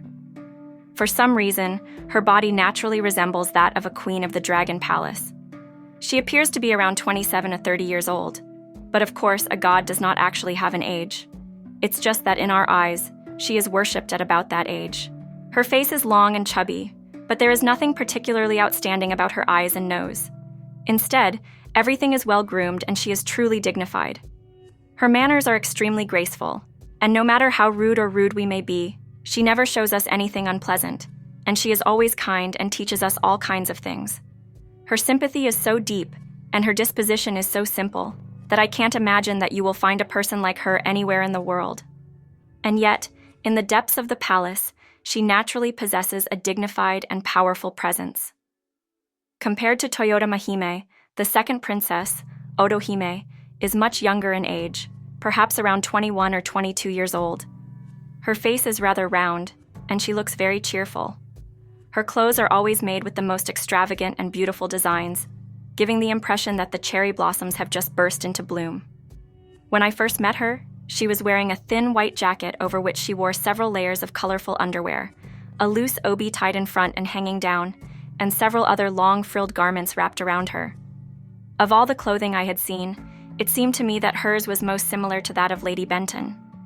Anyway, these two are the most prominent figures in the Dragon Palace realm, and there are some commonalities in their faces and temperaments, but as they continued to give out their spirits over many generations, the differences in their natures gradually became stronger, and eventually in the human world, the distinction between the Toyota Mahime line and the Tamayori Hime line became quite clear.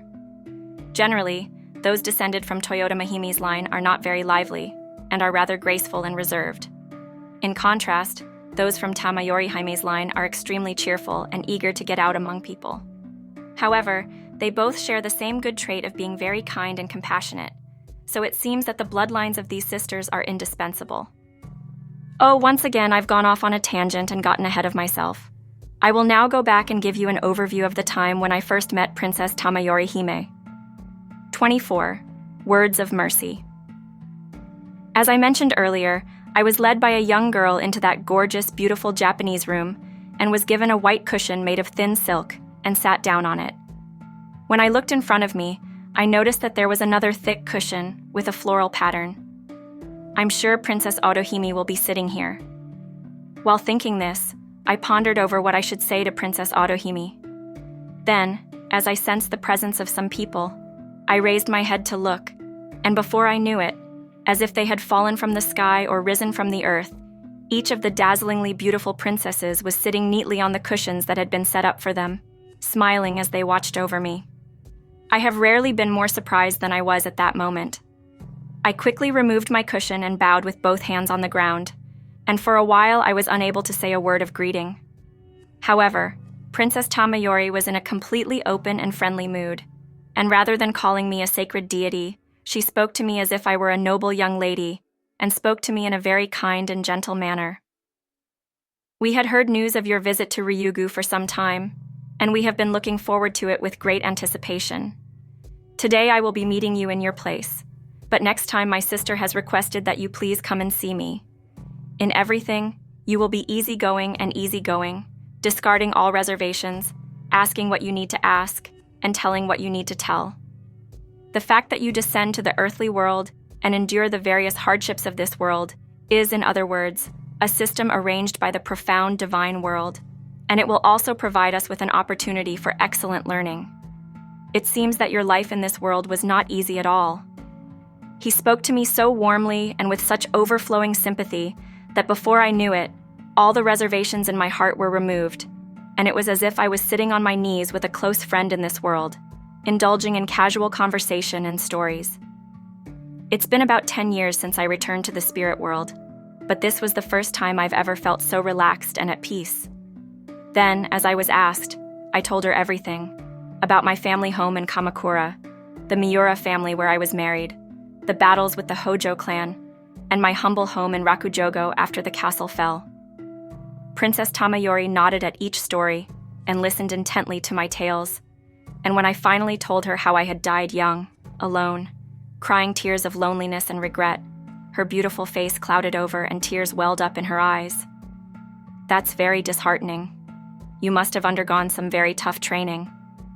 It was only one word, but when I heard it, I was truly grateful. It felt as if all the resentment that had been building up in my heart for years had been washed away by that one word. I am so blessed to be able to meet such a kind and gentle God. I must practice my training from now on and purify myself as soon as possible so that I will not be too embarrassed when I am in the company of such a great and splendid God. I made this firm decision from the bottom of my heart. 25 Tales of the Dragon Palace. When I had finished telling her the story of my life, I asked Princess Tamayori various things. Since I was a clumsy person who didn't know anything about anything and had just started the Dragon Palace, I told her some very trivial things, which must have seemed laughable to her. I've pretty much forgotten what I asked her, but I'll try to recall a few things just to give a glimpse. The very first thing I asked her was about the old tale of Urashima Taro. In the human world, there is a famous fairy tale about a man named Urashima Taro who went to the Dragon Palace and became the husband of Princess Otohime, but is that actually something that happened? Then, Princess Tamayori laughed and played around and explained the meaning to me as follows. It goes without saying that that fairy tale is not true to reality, but that doesn't mean that there is absolutely no trace of it left. In other words, the people of the present world must have heard the truth that Prince Mikohiko Hohodemi, the son of Amatsu Hitsugi, became the husband of his elder sister and created the mysterious fairy tale of Urashima Taro. The story of the treasure box that appears at the end is not true either. There is nothing else to be said about the treasure box that, when opened in the Dragon Palace, causes purple smoke to rise. As you well know, the world of the gods is an eternal world where no matter how much time passes, Hikohohodemi no Mikoto and Toyotama Haim are still the same fine couple today as they were in the past. However, because Mikogami has important business to attend to in Amatsu Hitsugi, the couple rarely come together to relax and play in the Dragon Palace. Even now, Mikogami is out on some business, and Princess Otohime is left alone and lonely. That must have been the inspiration behind the fairy tale about the sad separation of a married couple.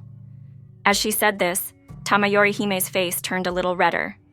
Then I asked her this and that too.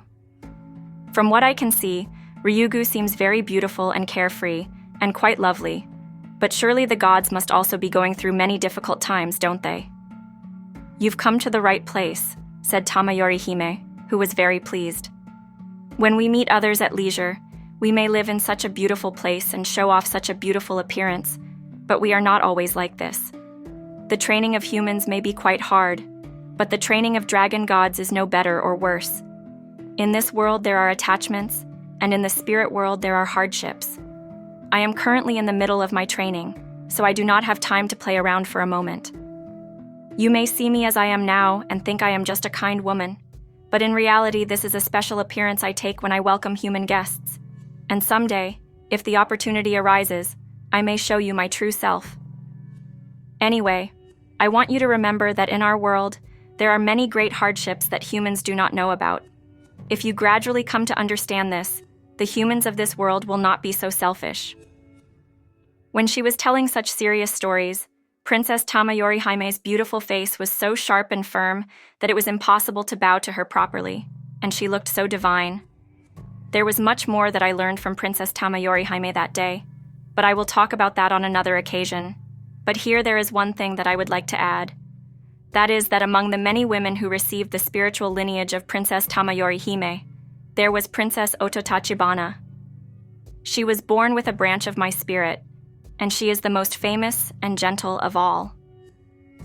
When she said this, I could see the Emperor's very patronage. After asking her everything I wanted to know, I asked her to leave and was grateful for the reply. Please come again if you are in the area. I felt truly cheerful, and once again led by the young girl, I emerged from the entrance hall, and from there I passed through the whole route in one go, safely back to my own mountain training grounds. 26. Reunion with her husband. Last time, I was somehow excited about the story of my journey to the Dragon Palace, but this time I feel so reluctant and hesitant that I can't help but feel like I'd rather be forgiven if it turns out that way. The story of my first meeting with my husband after my journey home. For a woman, it is rare to encounter such a difficult task. However, if that is the order of the story, I cannot force myself to skip over it, and I am really, really troubled. Why are you asking me to tell you the whole story in as much detail as possible? With that said, it becomes all the more difficult to have a conversation. Our first meeting in the spirit world, between a young, inexperienced couple, it certainly isn't something grand enough to brag about to others. I would ask that you please refrain from making any bitter revelations public. As I've said before, I came to this world more than a year later than my husband. I heard later that my husband had been notified of my death immediately, but at the time my husband was in the middle of rigorous training, and so he was in no mood to be so sissy as to go and see his wife right away, even though she had died. I was so preoccupied with my parents that I couldn't think of anything to worry about that I was thinking about my husband, who had died before me. When the time comes, I will be able to see my husband someday. That was the way I was thinking. Due to the circumstances described above, for a very long time after my return, husband and wife and I remained apart. Of course, I do not know whether this is true for all men and women or not. This is simply the way it was for us. In the meantime, I progressed from the training center in the cave to the training center in the mountains, and by the time I had visited the Dragon Palace, I began to realize that even a woman with strong attachments like me was beginning to feel a little more at ease. Then, without me having asked for anything in particular, one day, all of a sudden, God said that he would introduce me to my husband. It's about time you met. Your husband seems to have become a little more calm than you. The old man who was my instructor said this to me so seriously that I felt uncomfortable, and without even realizing it, my face turned crimson red, and I refused. That's always welcome. It's very difficult to go back after training. No, I have already made arrangements with the guiding spirits of the other side to meet you at least once. If you just meet your husband and then immediately go back, it cannot be called genuine training. Doing something like this is also a part of training. As a god, I will not push you to do anything forcible, so please answer as it is. Would you like to meet and see for yourself? In that case, I would appreciate it if you could. Finally, I gave the 27. Meeting place. A little way down from my training ground, halfway down the mountain, there is a small flat area. There are a moderate number of trees growing all around, natural stones here and there like stone blocks, and the whole area is covered with thick green moss. It was decided that this would be the place for our husband and wife meeting. As you know, in this world, there is no need to waste time on anything you do. When an idea comes to mind, it is the right time to put it into action. Now that we've decided on the topic, let's go out right away. The old man didn't flinch and walked ahead with a determined look on his face, so I followed him out in silence, but my heart was in a state of flux, and my legs were naturally slow to win. Needless to say, I was reunited with my husband, with whom I'd been living happily for over a decade in this world, and so I was suddenly filled with a kind of special joy that only a married couple can feel. Although all humans have died, there has been no change in the love between this couple. The only thing that has changed is the presence or absence of physical fatigue, and love does not seem to be the same as the possession or absence of physical fatigue. But at the same time that this happiness welled up inside me, on the other hand, a strong feeling of dread struck my heart. After all, this is the spirit world, and I am a very inexperienced person who has just completed the first step of my training, and whose attachment to this world has finally begun to fade a little. But when I meet my husband in this world after several decades, will I be able to maintain peace of mind? Will all those ugly, disgusting complaints and lingering attachments from long ago rear their heads? No matter how I think about it, I can't help but feel a sense of danger. When I think about it, there is something very uneasy in my chest. It was awkward to meet my husband after such a long time, but what was even more embarrassing was being in front of God. Even though he has such an innocent face, God, who can see into every detail of people's hearts, might think, this woman still has a lot of the stench of the world left in her. When I thought that, I felt so embarrassed that I wanted to crawl into any hole I could. But by the time we arrived at the planned location, my heart had settled a little. No matter what happens, I won't shed tears. I made up my mind firmly. When I arrived at the other side, my husband had not yet arrived. Oh, thank goodness, I thought to myself at the time. As it was getting closer, I still felt nervous and wanted to postpone the time even a little longer. When I looked at my grandfather, he looked as if he was wondering where the wind was blowing, and he was simply fidgeting in silence. 28. Old Tales. It was some time later that my husband finally arrived, and at the moment I happened to look to the side, he suddenly appeared in front of me in his former appearance, accompanied by a number of gods who appeared to be more than 50 years old. Ah, it's my ex-husband after all. I couldn't help but stare in amazement at the appearance of my husband, who had not changed a bit even after crossing the boundary between life and death. Even my attire was my old favorite, a gray-colored outfit with a black haori coat with a large crest, hakama pants, and the customary uchigatana and wakizashi around his waist, a very formal outfit. If this had happened in this world, who knows what I would have done at the time, but in front of the gods, it would be embarrassing to be seen in such a state of disarray at this point, so I did my best to act as if I was fine. My husband, too, did not show the slightest sign of weakness and acted calm and collected.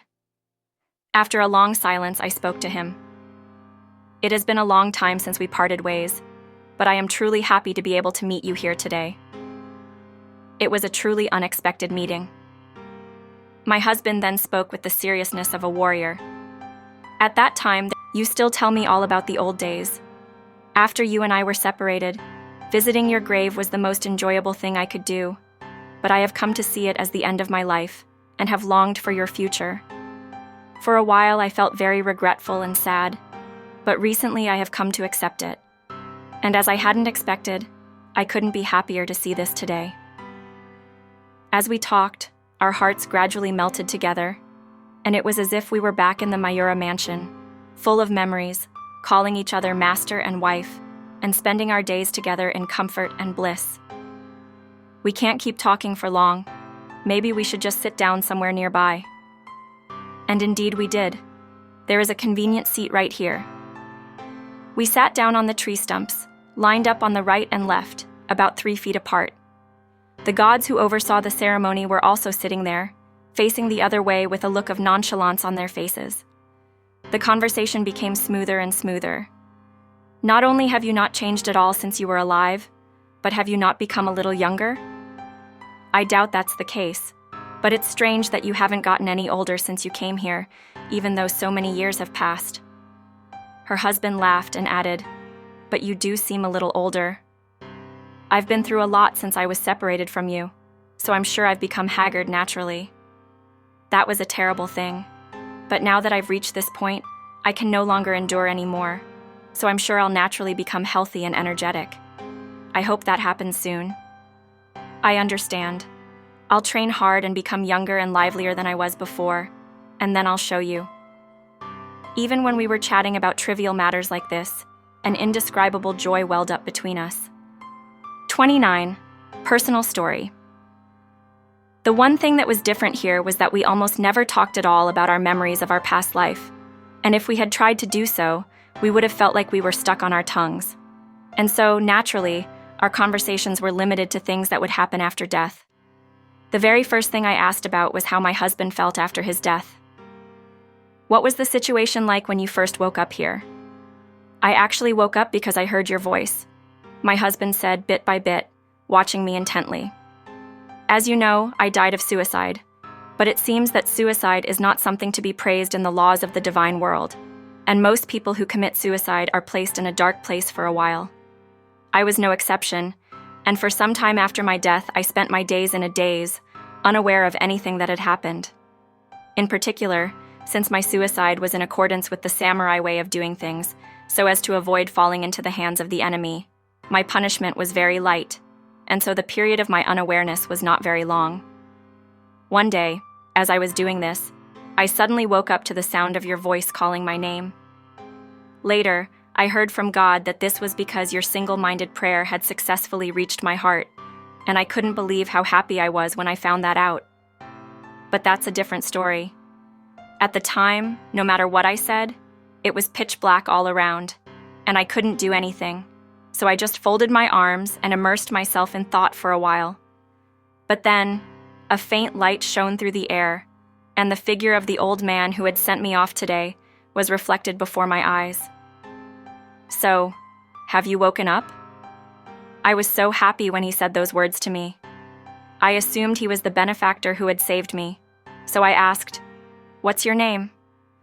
The old man smiled and said, "You are no longer a human being of this world. From now on, you must listen to what I have to say and train thoroughly. I am your leader, sent by the god of your birthplace." At that moment, I suddenly realized that I could no longer continue to hesitate. I don't know how many years have passed since then, but now I have accumulated a little bit of training in the spirit world, and I am living in a bright place in a house. I listened with great interest to my husband's simple, humble story. It was especially gratifying that my heartfelt prayers during my lifetime had successfully crossed the boundary between life and death and become a source of encouragement for my husband's self-realization. Now it was my husband's turn to hear about my own history. So, as I am about to share with you, I have outlined the outline of my life after I passed away.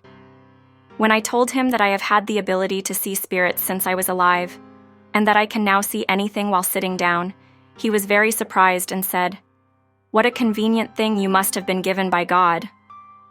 I also told him about my encounter with my beloved horse Aiba, and he politely and sincerely apologized, saying, "I'm sorry that I didn't grant your wish at the time, and made you give it a name of your own volition, which caused a lot of trouble." There were many other things, but the one that surprised him the most was the story of my journey to the Dragon Palace. That's an incredibly interesting story. "It seems you are much more qualified than me. I'm just spacing out, but you're doing all sorts of strange things," he said, enviously showing his feelings. I also felt a little angry, so I comforted him by saying, "It's all just a matter of the relationship between the souls and the roles and responsibilities, and there's no real difference between high and low." We didn't talk much, and we were so engrossed that we completely forgot about the time. But then I suddenly came to my senses and looked around, and I didn't know where the two gods had gone, and I couldn't find them anywhere. We unexpectedly found ourselves looking into each other's eyes. Here are some excerpts from the story. 32. An unreasonable wish. I can still see some traces of the old Kaori, but she looks so old, I thought, and hesitated. But the other person, as if she couldn't wait any longer, came and nuzzled me on her knees. "Princess, have you forgotten me? I am Kaori." I guess that's what I thought. "I thought you were still in good health and living in this world, but you passed away some time ago." It's been about 10 years now. I had given up hope that a worthless person like me would ever meet the princess here, but today my wish has unexpectedly come true, and I couldn't be happier. I'm glad that you are safe and sound. The princess hasn't changed a bit since the old days. I miss her so much. Kaori finally clung to my body and entered the room crying, offering a greeting that sounded like something from the modern world. Looking at her, I too found myself moved by her human nature and ended up crying along with her. After the excitement in our hearts had calmed down for the time being, we all exchanged stories from all directions. What was it that caused your death? It was an illness in the stomach. Every day I suffered from pain, as if I was being pricked by needles, and finally it ended up like this. It was a poisonous feeling, but why didn't the news of your death reach me? Normally, I would think that thoughts of a person's final moments would come to me, but it was all because of my own ignorance, Kaori said, completely embarrassed. I had always said, as if it were a habit, that when I died, I would wear the princess's keepsake kosode and go to her side to serve her. But when the time came, I completely forgot about it. I was an extremely attached person, and I was concerned about my own family, especially my 2 children, so I was unable to say goodbye to my death. How could news of the death of such an ill-fated woman have ever reached the princess? It was all my fault. Kaori, an honest woman, was in tears as she lay dying, apologizing profusely for her poor attitude. After a while, she continued speaking. But since I came here and received various teachings from the gods, my attachment to this world has gradually faded, and I have now accumulated a little bit of training. However, my yearning for the princess has grown stronger day by day, and I could no longer bear it no matter what, so I have begged the gods to let me meet them countless times. But God said it was too early, and he was slow to give me permission. I was so frustrated that I started lashing out at God, even though I knew it was wrong, and I said a lot of bad things to him. But God didn't seem particularly angry, and seemed to be investigating the princess privately, so when the time finally came, he kindly guided me and brought me over. Princess, please let me stay by your side from now on. I would like to take care of the princess just like in the old days. So Kaori said, clinging to me once again. I was very reluctant to accept this. According to the laws of the divine world, this is not permitted. What is the reason for that? I would really like you to let me stay here. That is something that is done in this world. And in this world, as you know, there is no need for a single person to change clothes or comb hair. And there's nothing we can do about it, because each soul has its own karma, and each soul has its own assigned place in life. So even if you're parents and children, or husband and wife, you can't just live together selfishly. I'm glad to hear your kind intentions, but you have to give up on this one thing. This is a world where we can meet whenever we want, so there's no reason to live anywhere. If you care about me that much, then instead of being so selfish, you should train hard to behave in a way that suits you. And when you remember, come over to my place to play. At first, Kaori seemed quite unconvinced, but eventually she understood. And after a short conversation, she said goodbye and returned to her own place. Even now, I still keep in constant contact with Kaori, and we also meet up occasionally. Kaori has now entered a brighter state of life. Her face has become younger, and she is busy performing the duties of God that are appropriate for her. 33. Beautiful women who committed suicide. This time, I will take a turn and talk about interviews with women who committed suicide due to certain circumstances. I will not be telling you any depressing or ominous stories, and although it may not be very pleasant to listen to, I believe these stories may be of some use to people in this world. These people were all very good friends of mine when they were alive, and their names are Atsuko. They are written as Atsuko, the same Atsumori. They come from a very distinguished family called Hatakeyama. The owner of the Hatakeyama family, and my father and I were often on friendly terms, so it was natural that Atsuko and I were also close. Atsuko was about 2 years younger than me. Her mother was an extremely beautiful woman, so Atsuko, who resembled her, had a stunningly beautiful complexion, and her face was especially beautiful around the neckline, so beautiful it made me tremble. Atsuko was truly blessed to be born into such a beautiful complexion. Everyone was envious and jealous of her when she said this. But thinking back on it later, it seems that this intricacy ended up backfiring on her, as it is true that for a woman, it is troublesome if she is too ugly, but it is also questionable whether she is too beautiful. Atsuko's troubles began early when she was 17 or 18, in the prime of her youth. Marriage proposals came in like rain from all over, and it seems that there were quite a few that were quite desirable, but Atsuko would turn them all down without a word. Of course, there was a reason for this. Relatives, childhood friends, each of them had a young man. As is common in the world, Atsuko quickly fell in love with a man who thought of her as the young man on her right side, and in the end they became husband and wife, and a firm promise was made between the two of them in private. If this had ended happily as they had hoped, there would have been no need to worry.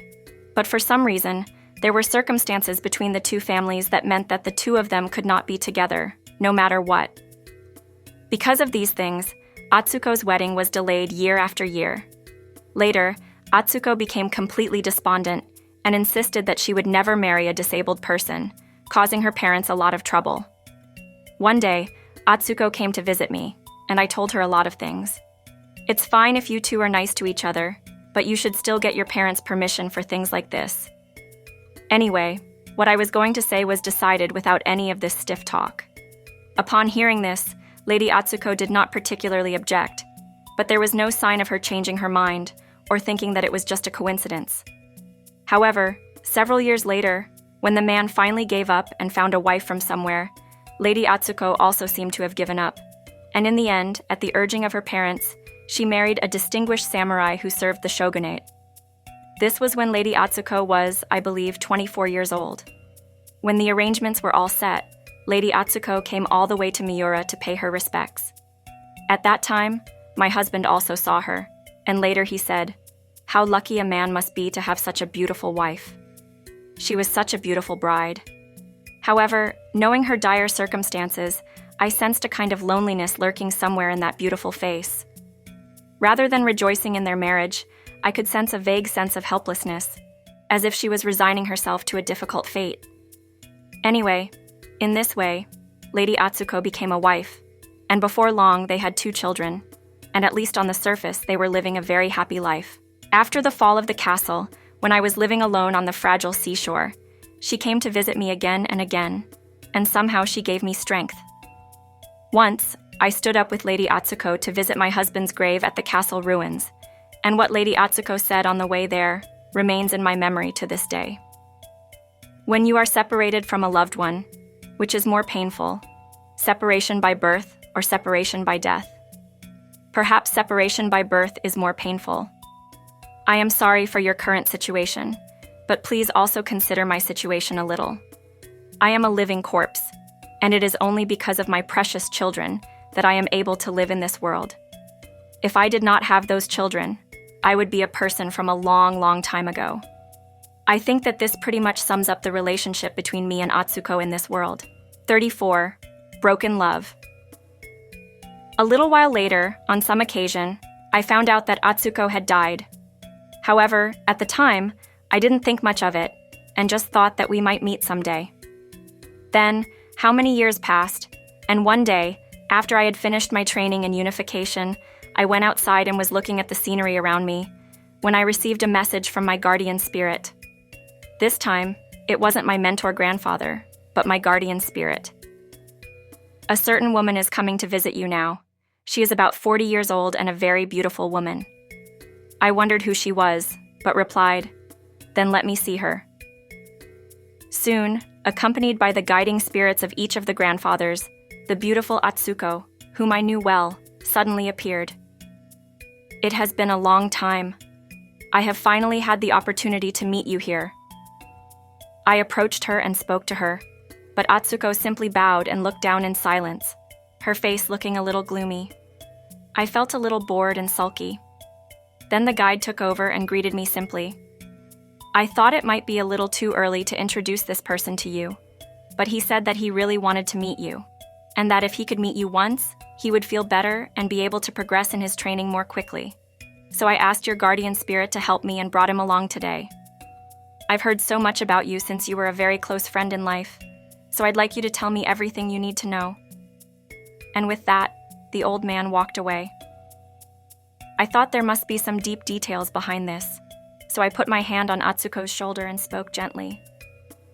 You and I have been close since we were young children, so even now I have fond memories of the many times you have visited me in my humble home and comforted me. I don't want to repay you for your kindness, but I will do whatever I can to help you in this world to the best of my ability. Please tell me everything, and I will be your confidant. Anyway, please come and stay here. This is my training ground. At first, Atsuko-sama just entered the room crying and was in no position to talk. But as she entered the training ground and was immersed in the pure and silent air of the forest, her heart gradually began to calm down, and she began to speak little by little. You have undertaken splendid training in such a sacred place, but I am in no way comparable to you, and I will never even come close to standing at your feet. With these words as a starting point, Atsuko-sama surprisingly started to open up and talk freely. But as I had initially imagined, there were indeed many more complicated circumstances surrounding Atsuko-sama's life than I knew. And in the end, she ended up dying in a very horrible way, by suicide. Atsuko-sama began speaking in this way. As I have confessed to you to some extent in my lifetime, our relationship as a married couple was very different from what it appeared to be, and it was very dark and cold. At first, I had no desire to live with anyone else, since my first love had been broken. However, I felt that I could not endure the hardships that I had caused my aged parents, and so, intending to die, I dedicated my body to my husband, but my heart was not his at all. Our relationship as a couple was cold and without any affection. I don't know about other people's feelings, but to me, it was a shameful and pointless thing in the world. After I got married, I lost count of how many times I tried to kill myself. The reason why I was able to live on without giving up was because I soon became burdened with my weight, and so I was simply living day by day as a mother to my children. How could such a cold wife's feelings not resonate with her husband's heart? He became a little desperate, and before he knew it, he had taken on a concubine. 35. Harsh training.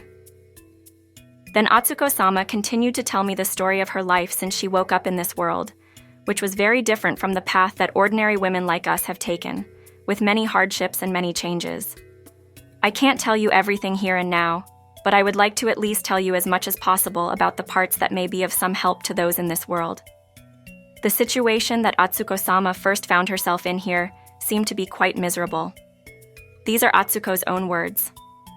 After her death, I lived for a while in ignorance and ignorance. Therefore, of course, there is no way I can tell how long that period lasted. During that time, I suddenly felt as if someone was calling my name. So I opened my eyes, but all around me was pitch black darkness, and I had no idea what was going on. But I immediately realized that I was dead. Since I had originally prepared myself to die, death was nothing to me, but I was completely frightened by the darkness all around me. And yet it was somehow different from ordinary darkness.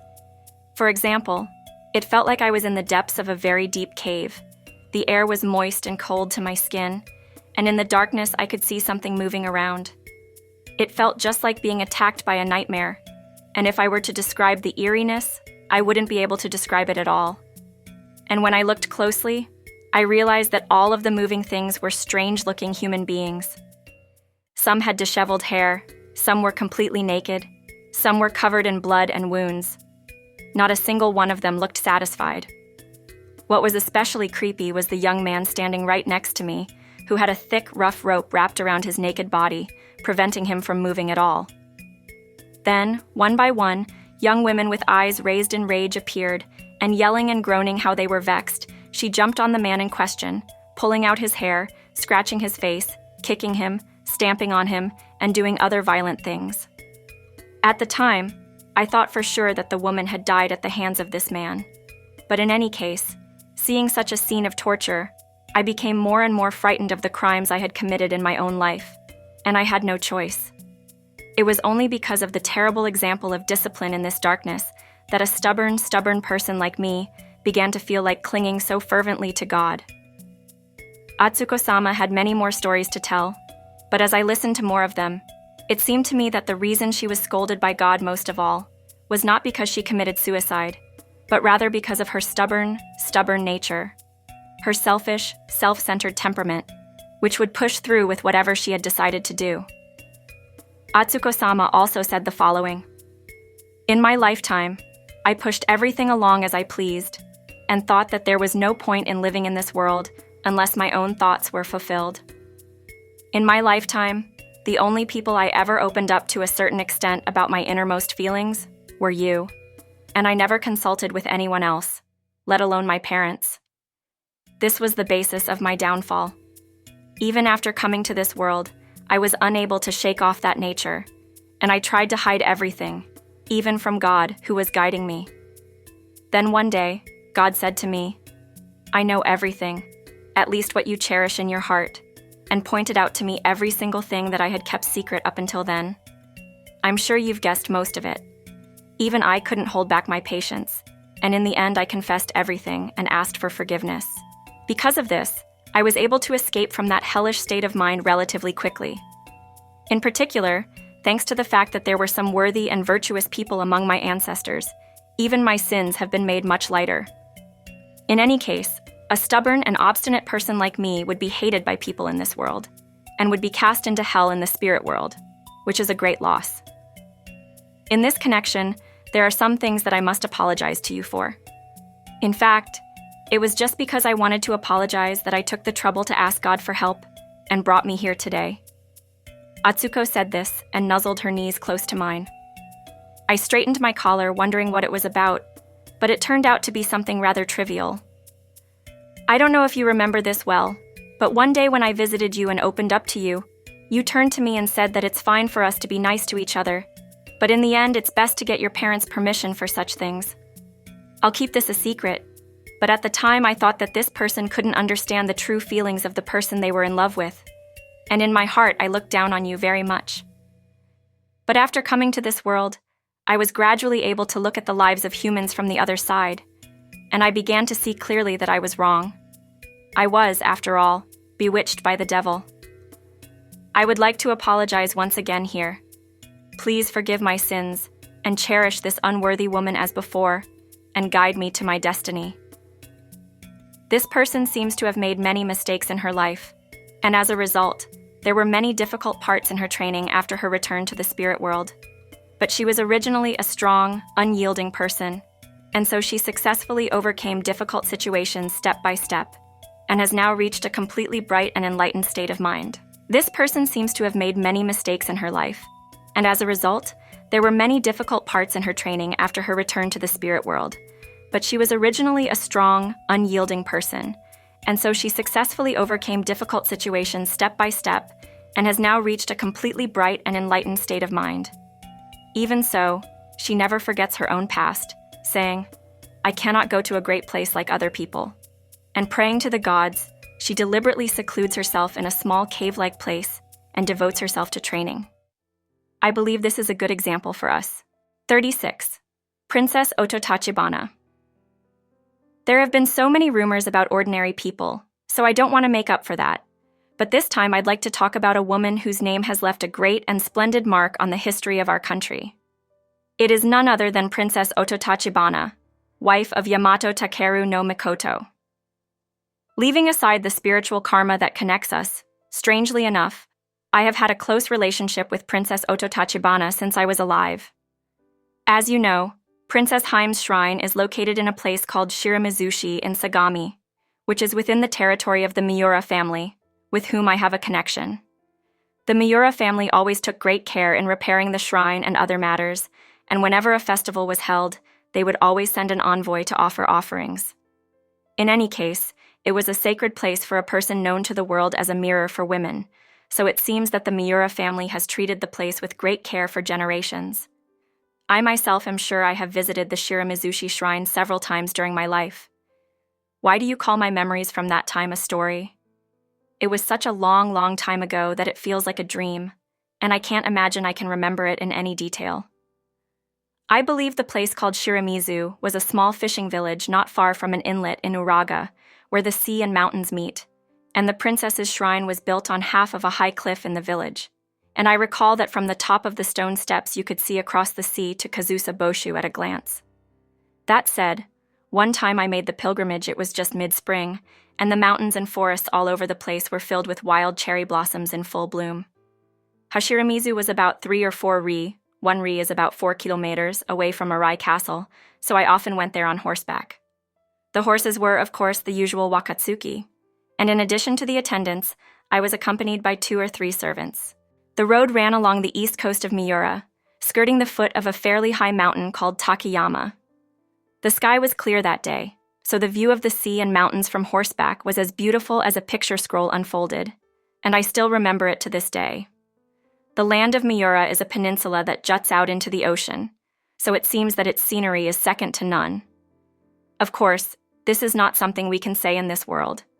In this world, there are beautiful places like the Dragon Palace, and no matter how beautiful the scenery of the Miura Peninsula is, it can't be compared to it. You're saying that the peasants had to kneel down when the Lord's wife asked if they were passing by? No way, that's not true. When they pass each other, they just have to move a little way to the side of the road and bow their heads. Even that made me feel gloomy, and I couldn't help but feel reluctant to go outside.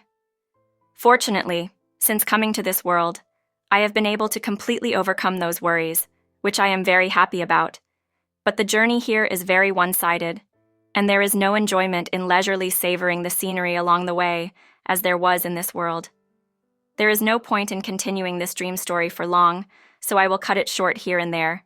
But in any case, it is true that my feelings of admiration for Princess Ototachibana have resided deeply in my heart ever since she was alive. I wonder what the princess must have felt when she drowned herself in the place of her beloved.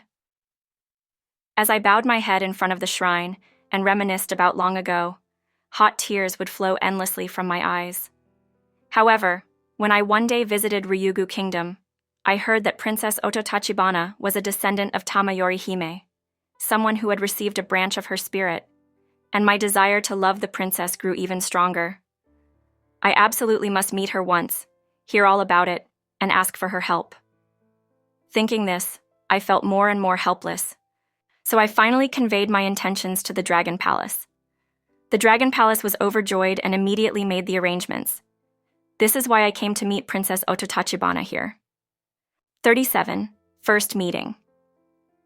Since I had received detailed instructions from the Dragon Palace beforehand, I decided to go out by myself. Since it was my first meeting, I wore my usual formal attire and the usual haori, traditional Japanese robe, so as not to appear rude. The mountain path continued on and on. Just when I thought I had reached a very high pass, it suddenly started to descend, twisting and turning to the right and left, and occasionally the blue ocean would peek out between the trees. Eventually, they arrived at a place that seemed to have been carved out between 2 towering rocks, with a narrow gorge that led to a deep cavern at the back. This was Princess Ototachibana's favorite training ground, and a sacred rope had been strung up at the entrance to the cavern. Of course, Princess Tachibana doesn't always stay holed up here. Just as there are magnificent shrines and temples in this world, there are such things in this world as well, and it seems she comes out immediately if she needs help. Excuse me for playing around. I didn't say it aloud, but I thought so in my heart, and as I bowed and stepped into the cave, I quickly realized who it was and saw from the far back Princess Ototachibana, whom I had longed to adore for many years. From what I could see, she was barely 24 or 25 years old, small in stature, with a slender face and an extremely beautiful appearance. But if anything, she looked a little depressed, and her sharp, slightly oblique eyes suggested a fine disposition. The clothes she was wearing were also very different from the clothes we wear today. Her top had wide sleeves and was a purple color. Her bottoms were white and extended a few inches below her top, had pleats like a hakama. Her hair was tied in a loop at the top of her head, and the scent of ancient times was wafting through the air. Her footwear was black lacquered, but it seemed to be woven from bark or some other material, and did not look very heavy. I am such a person, but ever since I was in this world, I have deeply loved you, and especially since I received a detailed request from Princess Otohime the other day, I have felt even more attached to you, and I could not help but ask to see you once more. I am a clumsy person who does not understand anything at all, but from now on I hope to receive your teachings for a long time to come. I have long been looking forward to your visit, as Princess Otohime had told me, said the princess, and she welcomed me with great joy. I have simply moved to this world a little earlier, so from now on let's join hands and practice together. Please come over here. I was most grateful for her modest manner and the fact that she spoke very little. After all, this is what only a person as renowned in history can do. I thought to myself in deep admiration and followed the invitation deep into the cave. Before I moved to the mountain training grounds, I too had lived in caves. But this was a much grander cave, with both sides and the ceiling made of rough-hewn rock with incredibly jagged edges. However, unlike what it looked like from the outside, it wasn't dark at all inside, and a gentle, calming light filled the entire room. This will no doubt help me concentrate my mind. A rice cake shop is a rice cake shop, as they say, but that's what I thought.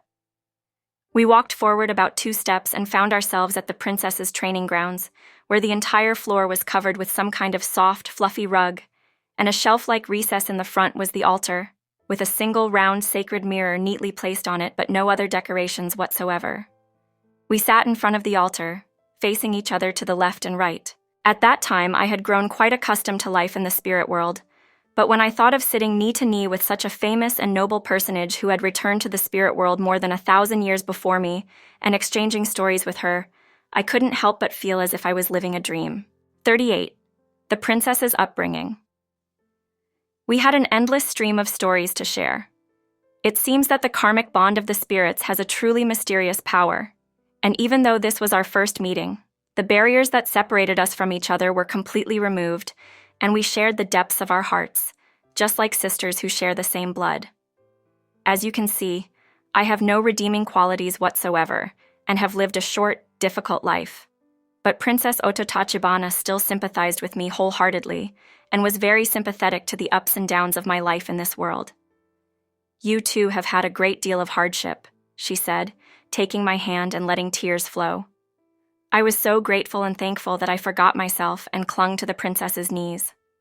However, these stories are just mine, and I don't think they will be particularly interesting or funny to you.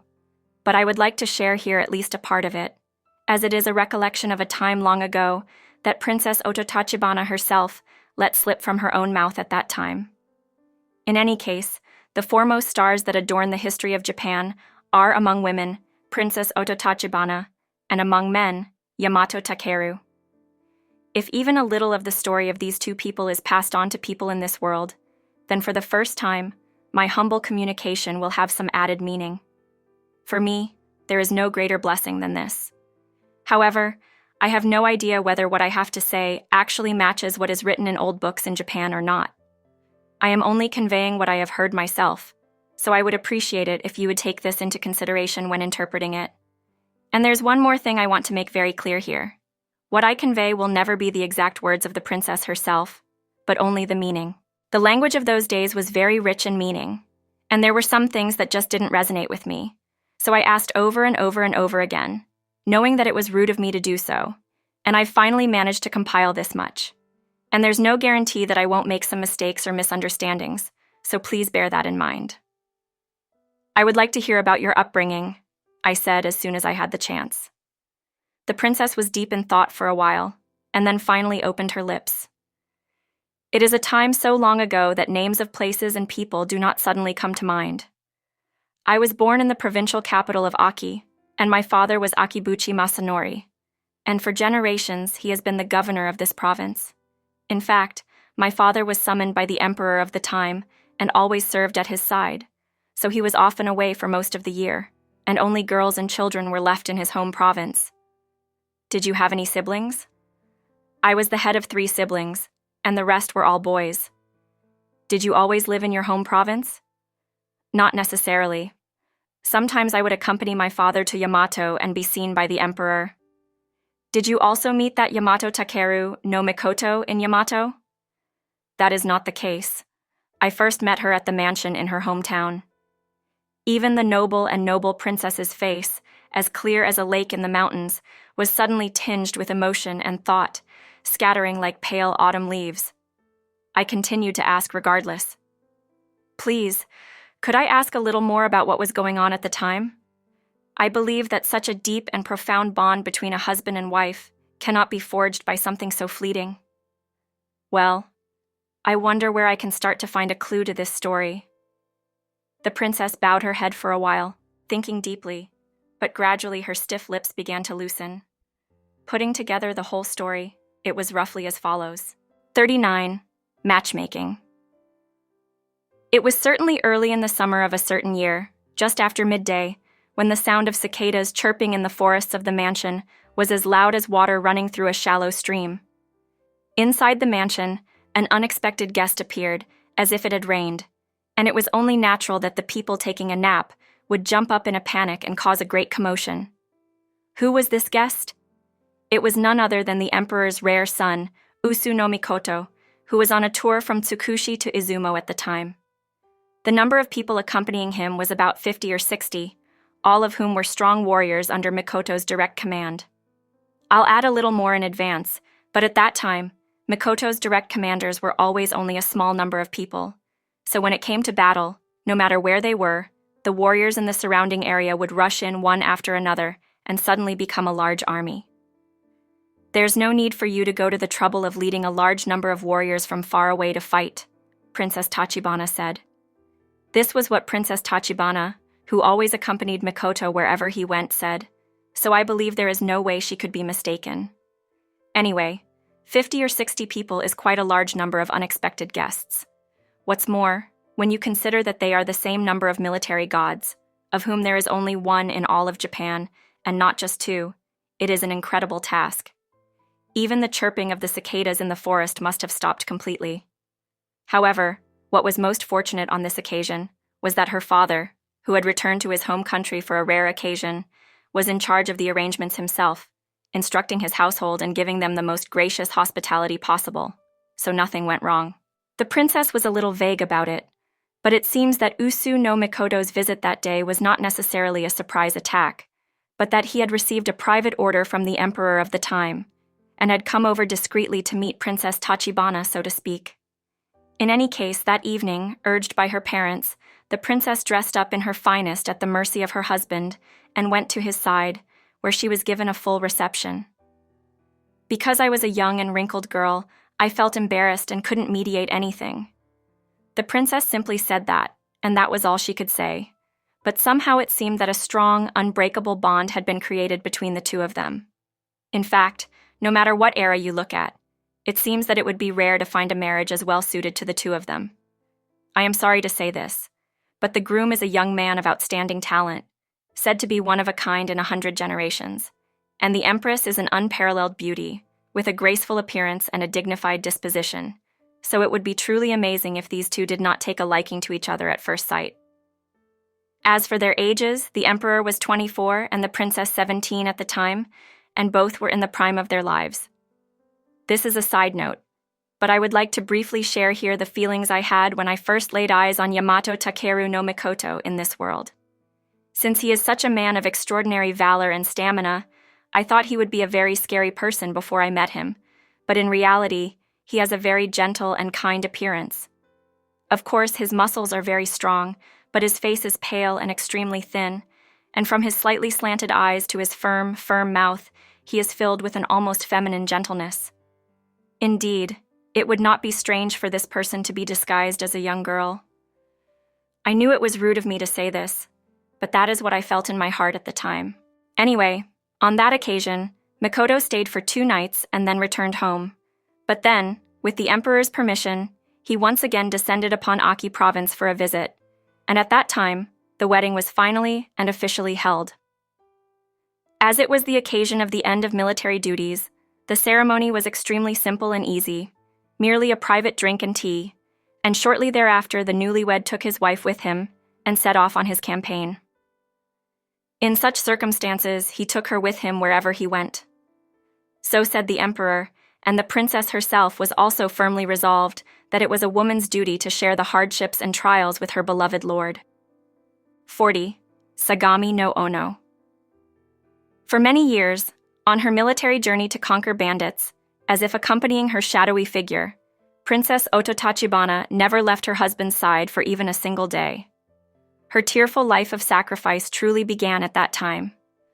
One winter, She put on snowshoes and crossed the rugged border road from Kibi province to Izumo province. Another summer, bathing in the scorching sunlight, she went deep into Mount Aso to search for the bandit's den. He also encountered countless other hardships and dangers that are beyond words to describe. And although as the years pass, his detailed memories have gradually faded, he said that the feelings that seeped into his heart at the time still remain deep in his soul. As it was such a bitter and painful journey, his attire was very simple, with straw sandals on his feet and long sleeves on his body, not dissimilar to a man's traveling attire. However, the princess had a firm resolve from the very beginning, and never once uttered a word of complaint. Furthermore, although her body was frail, she was extremely strong, so there was no way she would become a burden on her journey. Amidst such an arduous journey, the princess's greatest pride and joy was the fact that each and every one of her companions was always with her. From the first day of Japan's birth to a child, she is once again loved and cherished by the living. Whenever the princess thought this, all her dissatisfaction and all her troubles vanished from her heart like smoke. As was the custom at the time, there were, of course, many consorts surrounding the princess. Among them were people of much higher social standing than Princess Tachibana, and there were also some extremely beautiful women who boasted of their exquisite beauty.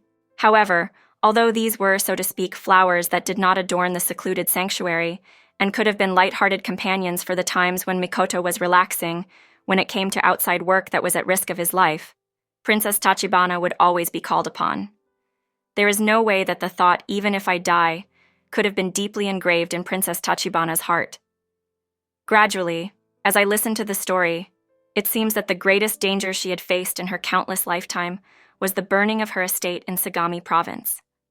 The princess was able to tell the story in fairly good detail, at least in terms of the details of the time. At that time, even the most blessed man in battle was worried that today would be his last. At the command of Mikoto, I was accompanied by 2 or 2 attendants and took refuge on the top of a hill, worrying about Mikoto's presence. Meanwhile, wildfires suddenly spread from all sides, and the whole area as far as the eye could see became a sea of fire. A fierce wind was blowing at the time, and it was blowing faster and faster, pushing us towards the thicket of grass where Mikoto had entered, like a flying bird. Behind us was a deep marshland, and there was no way to escape. All it took was one more spurt, and it would all be the end. Thinking this, I forgot myself and tried to run down from the top of the hill, but at that moment, along with a deafening roar, a gust of wind blew from west to east, unlike anything I had heard before, and before I knew it, the raging fire had moved to the grassy patch where the thieves were hiding.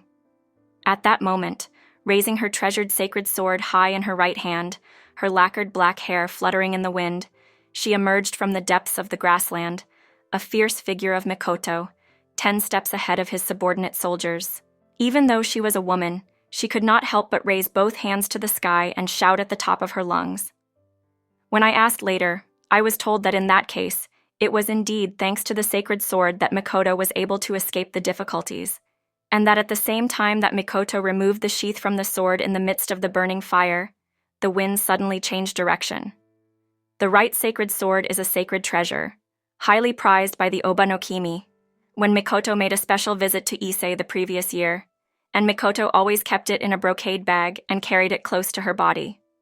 I myself have only ever worshipped it once. This is pretty much the story of the princess. At that time, while standing in the midst of the burning flames, the emperor repeatedly worried about the princess's well-being and apologized to her.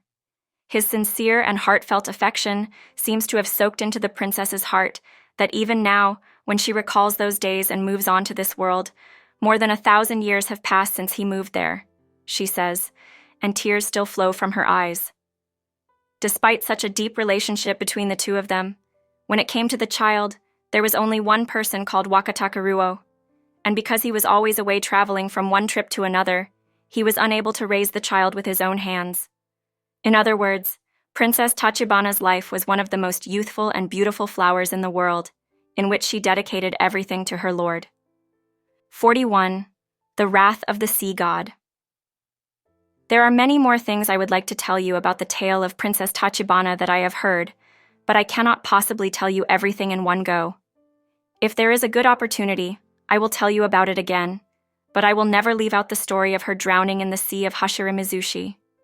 Not only is it the most beautiful deed that adorns the life of this couple, but I also believe it to be an exceptionally beautiful tale in the history of Japan.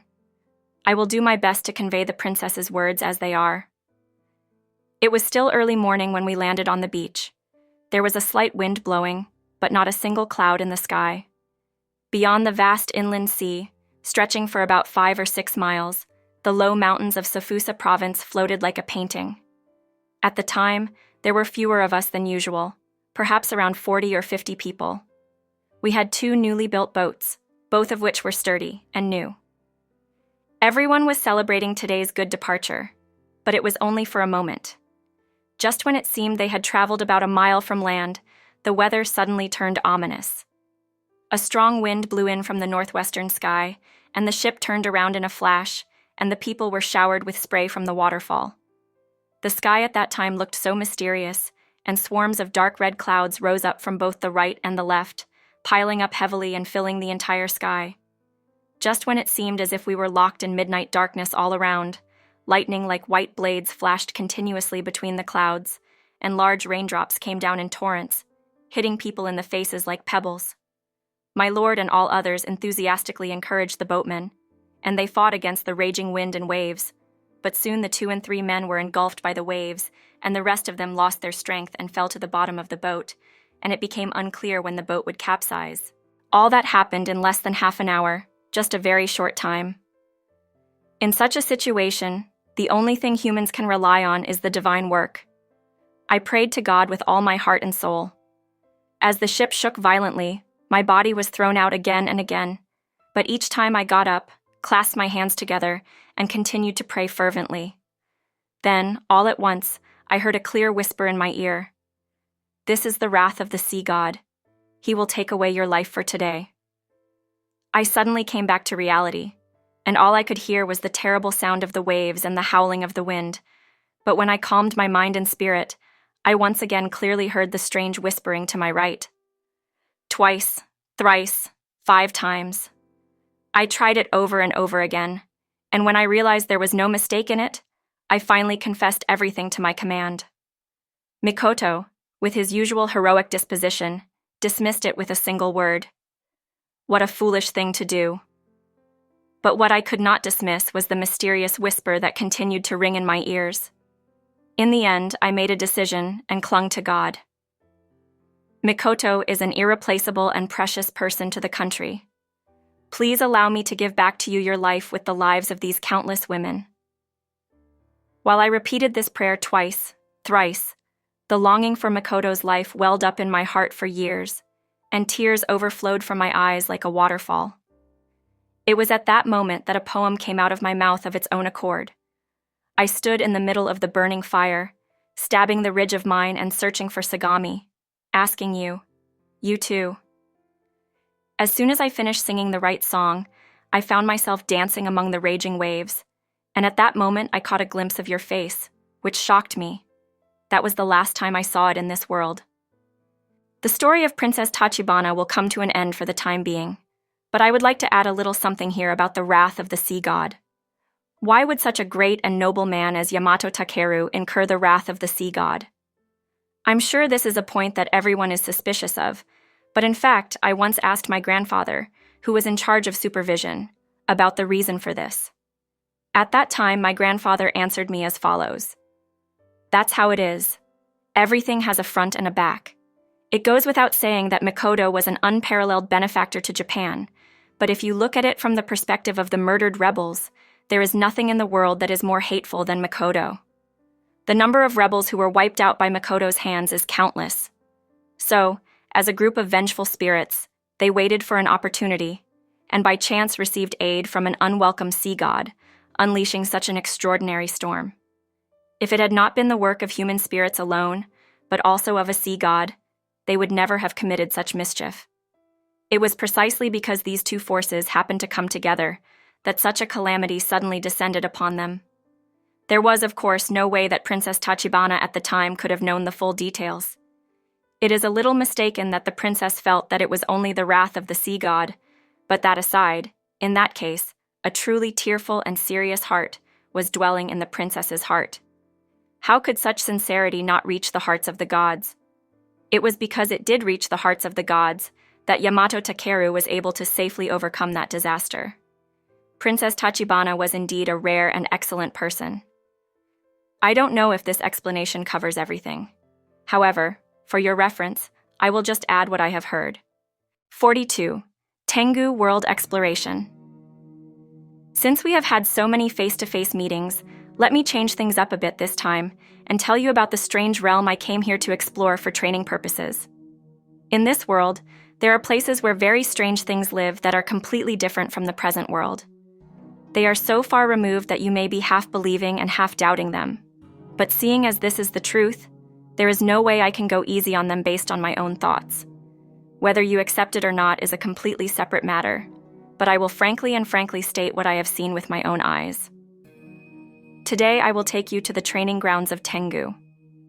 One day, the old man who is the instructor said this to me.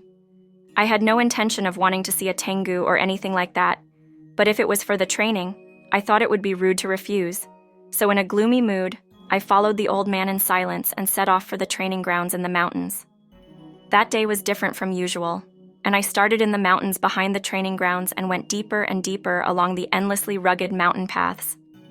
In this world, no matter how high or low I climb or descend a mountain, I don't feel particularly tired, but for some reason, the air was so silent and chilly that I felt my hair stand on end and my whole body freeze up. Grandpa, this must be really deep in the mountains. I'm getting chills. It's not because the mountains are deep that I feel cold. We're getting close to Tengu World, so the atmosphere in the area has naturally become different. Tengu World is generally a place where women are not allowed, so you probably won't feel too comfortable there. There's no way the Tengu will get angry and kidnap me. There's no need to worry about that. Today we're visiting under orders from the God's world, so we'll be treated like proper guests. I doubt I'll ever come to such a place again, so I'll be careful and look into the state of affairs in the Tengu world. And if I find anything suspicious, I'll be sure to ask the head of the Tengu without hesitation. Soon, the sound of old cedar trees covered the entire mountain, and it was still dark even in the middle of the day, and I came to a very scary place. I felt a chill all over my body, and in my heart I wanted to run away and go home. But the old man kept walking nonchalantly, so I finally followed him, and before I knew it, I was in front of a house. It was a very rough, dilapidated house made of cut logs, barely enough to keep out the rain and dew, and its size would have been enough to fit 20 tatami mats. But of course there were no tatami mats, just roughly hewn thick planks. This is the Tengu dojo. It looks very similar to a sword-fighting dojo in the human world. Saying this, the old man urged me on and walked to the dojo on the right. Looking closer, I saw a number of people dressed in white robes and looking to be around 50 years old, who appeared to be mountain ascetics, bowing respectfully to welcome us. Welcome, everyone. We have been here for some time now and have been waiting for you to come. I immediately realized that this was the leader of the Tengu, but unlike what I had imagined, he did not have a particularly long nose, but his build was slightly larger than that of an average person, and his eyes were so bright they seemed to pierce people's hearts.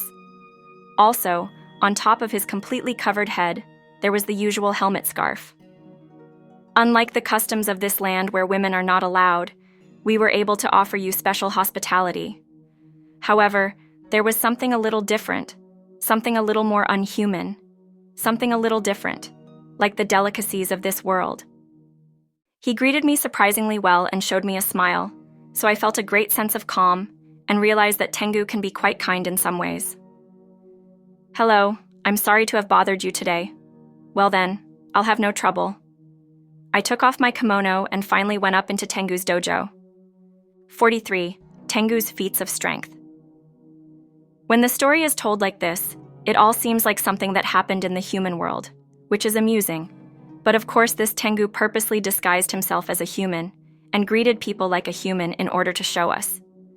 The same goes for the dojo. Tengu shouldn't need a physical dojo, but without a seed, it would be too hard to grasp. So he built something like a human swordsmanship dojo and showed it to us. Not only Tengu, but all the inhabitants of the spirit world are skilled at disguise, so I hope you will listen to my story with that in mind. Otherwise, it will all seem like a fairy tale and will be completely worthless. By the way, the leader of the Tengu that we met at that time was said to be quite powerful and remarkable even among his peers, and when the old man asked him to show him some mysterious thing, he immediately agreed without a word. So, our art is roughly this and that. Faster than one could say, Tengu-san leapt out of the dojo like a flash of lightning, and in an instant, he ran smoothly up a single large cedar tree towering over the front yard. Just like a human running down to the plains, without even touching it with the tips of his fingers, he kicked the trunk of the large tree and ran up into the sky, but his speed and splendor were beyond description in words. Without realizing it, I rose from my seat and looked up in amazement. But at that moment, Tengu-san's figure had completely disappeared into the thicket of branches at the top of the mountain, and I no longer knew where he was.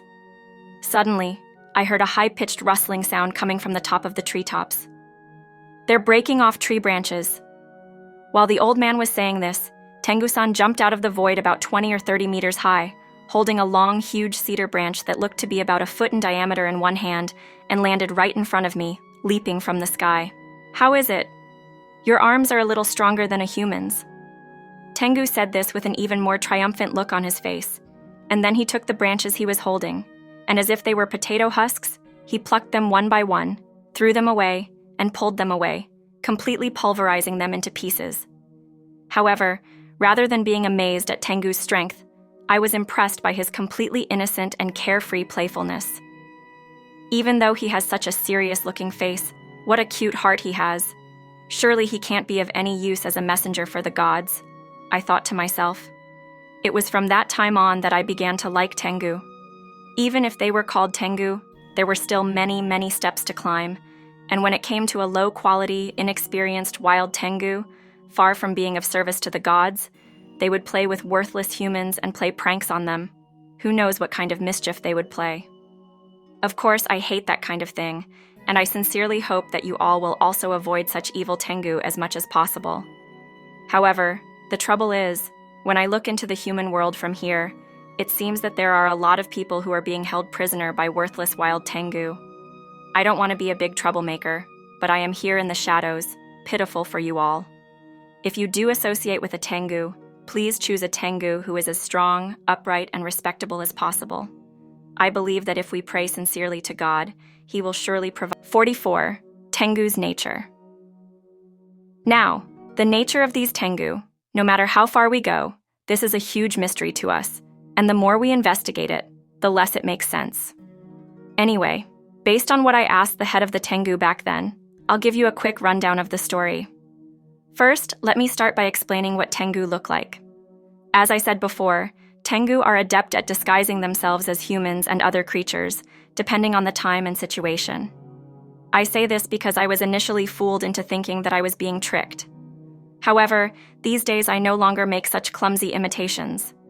No matter how magnificent a Tengu disguise himself, his true identity is immediately seen through. Generally speaking, a Tengu's true form is a little larger than a human, and more like an animal than a human, and they are usually covered in hair all over their body. It seems that only the very highest quality Tengu have an appearance close to that of a human. However, this is only true for Tengu that have a form. There are also Tengu that do not have a form. It was a round bluish ball, about 3 inches in diameter. When we were currently at the Tengu World's training grounds, there were 3 or 4 of them attached to the branches of trees, shining brightly. Those are Tengu who have completed all their training and have abandoned their physical appearance. That's what the leader of the Tengu explained to me. The appearance of the Tengu is mysterious, but their lifestyle is even more mysterious. Tengu do not have separate parents, and were born as a kind of byproduct, so to speak, of the will of the gods, who felt that such things were necessary in the very, very remote primitive times when humans first appeared on Earth. The leader of the Tengu also frankly confesses, "We are souls that could not fully become humans." When I heard this, I felt a kind of venom towards the Tengu.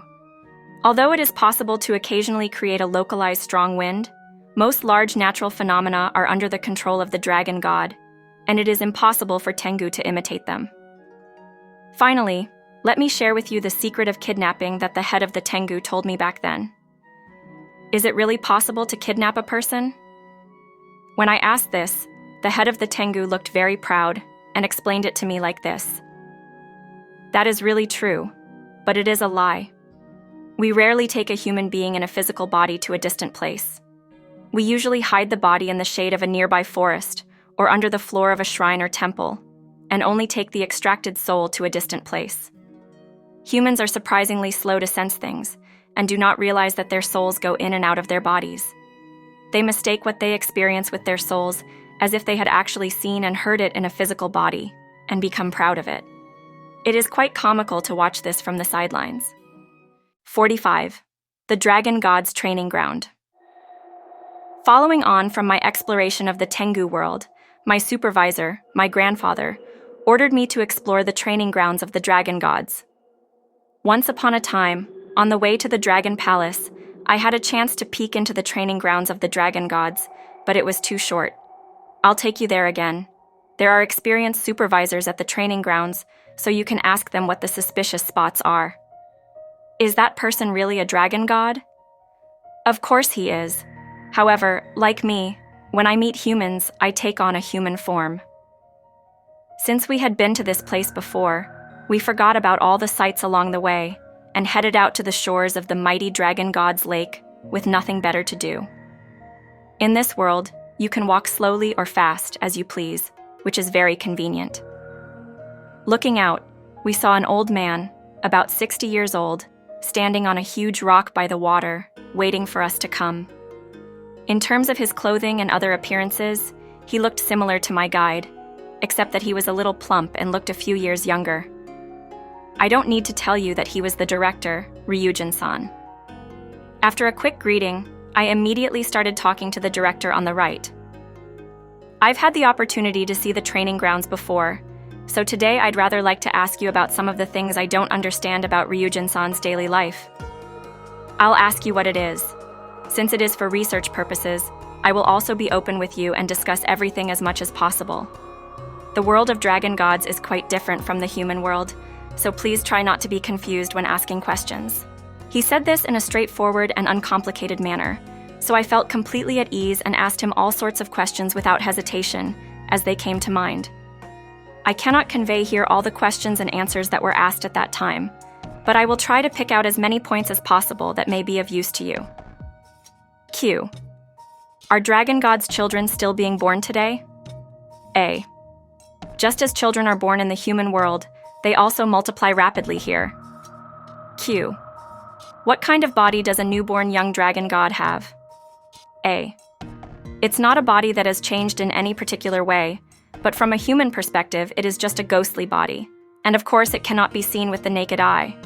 Its size is usually around 3 feet, but it can stretch and contract freely, so it's like it has size but doesn't.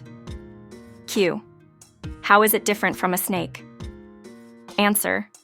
Snakes are originally lower-class animals on Earth, and in terms of shape, nature, and qualifications, they are completely different from dragon gods. No matter how much merit a snake may have, there is no way it can become a dragon god. Question. Are dragon gods really the ancestors of humans? Answer. Yes, they are ancestors, but rather we should say they are the distant ancestors of humans, the creators of humans. In other words, dragon gods did not transform into humans as they were. The dragon gods sent their spirits down to Earth and created a new living creature called human beings. Q. Do you still do that kind of work, dragon god? A. No, this was a divine work from a very ancient time when the human race was first created, and there is no longer any need for it today. As you know, human men and women give birth to beautiful, beautiful human children. As he said this, the old man didn't even smile, but gave me a sharp glance from the front. A. No, this was a divine work from a very ancient time when the human race was first created, and there is no longer any need for it today. As you know, human men and women give birth to beautiful, beautiful human children. As he said this, the old man didn't even smile, but gave me a sharp glance from the front. Here are some excerpts from the story. 46. The Life of a Dragon God. I continued to ask questions without flinching. Question. Do dragon gods die like humans do? Answer. Of course, there is no such thing as death as we humans think of. It is a complicated process that occurs only in the material world. However, it is true that a change also occurs in the body of a dragon god. Just like the molting of a snake's skin, which a thin skin falls off the body of a dragon god. Dragon gods usually shed their skin in moist swamps. Question. Is it absolutely impossible for a dragon god spirit to reside in a human body these days? Answer. It is safe to say that it is absolutely impossible for a dragon god spirit to reside directly in a human body and be born as a human. However, when an individual baby is born in the womb, it is not at all unusual for a dragon god of the same lineage to act as the baby's guardian spirit or attendant spirit. This is one of the important trainings for a dragon god. Question. Do dragon gods also reach adulthood? Answer. That's true. Even dragon gods cannot become adults unless they undergo training. Question. Approximately how old is an adult? Answer. That's a really impossible question. In this world, there are no ages. But if you convert that to human ages, I can't say for sure, but it would be around 500 or 600 years. Question. After all, there are ceremonies like weddings just like humans. Answer. Although it is different from the rituals of the human world, there are still certain etiquettes for when a couple becomes husband and wife, and they receive instructions from the dragon god above. Question. Is monogamy still the rule? Answer. Of course it is the rule. A high-ranking dragon god who has accumulated training would never go against this rule. However, there are reasons why this cannot be said to be the case among dragon gods with low spiritual ranks. Question. Are only one pair of twins born? Answer. As long as you are pregnant, there are also births. When that happens, the female dragon god usually hides somewhere. Question. How many children are born between a married couple? Answer. I don't know. Usually there are so many. It's hard to count how many. Question. If you take age into account, does that mean you won't have children? Answer. It's not because you take age into account, it's because you are purified that you won't have children. Question. How can you tell the difference between purified and unpurified ones? Is it the color after all? Answer. Yes, the color is the most obvious. At first, all newborn dragon gods are light brown in color. Next they turn black, and the black gradually fades to a pale charcoal color, and then a blue color starts to appear. As you know, most dragon gods that you see are generally blue-black in color. As it progresses, it turns a light yellow, and as it progresses again, all the other colors fade away, and it turns into an indescribably pure white color. To become a white dragon, one must undergo great training and reach a great age. Q. What color do most couples fall into? A. It doesn't depend on the color. Black people become couples with other black people, and it's not uncommon for them to never get rid of their black color. Q. Where can you tell the difference between men and women? A. The horns are the main indicator. The one with horns is male, the one without horns is female. Question. Do married dragon gods live together? Answer. For dragon gods, living together or not is not an issue. Dragon gods live freely and are not tied down to a place like humans. Question. What do newborn babies do? Answer. For a while, the mother keeps them with her, but then the training center takes them in.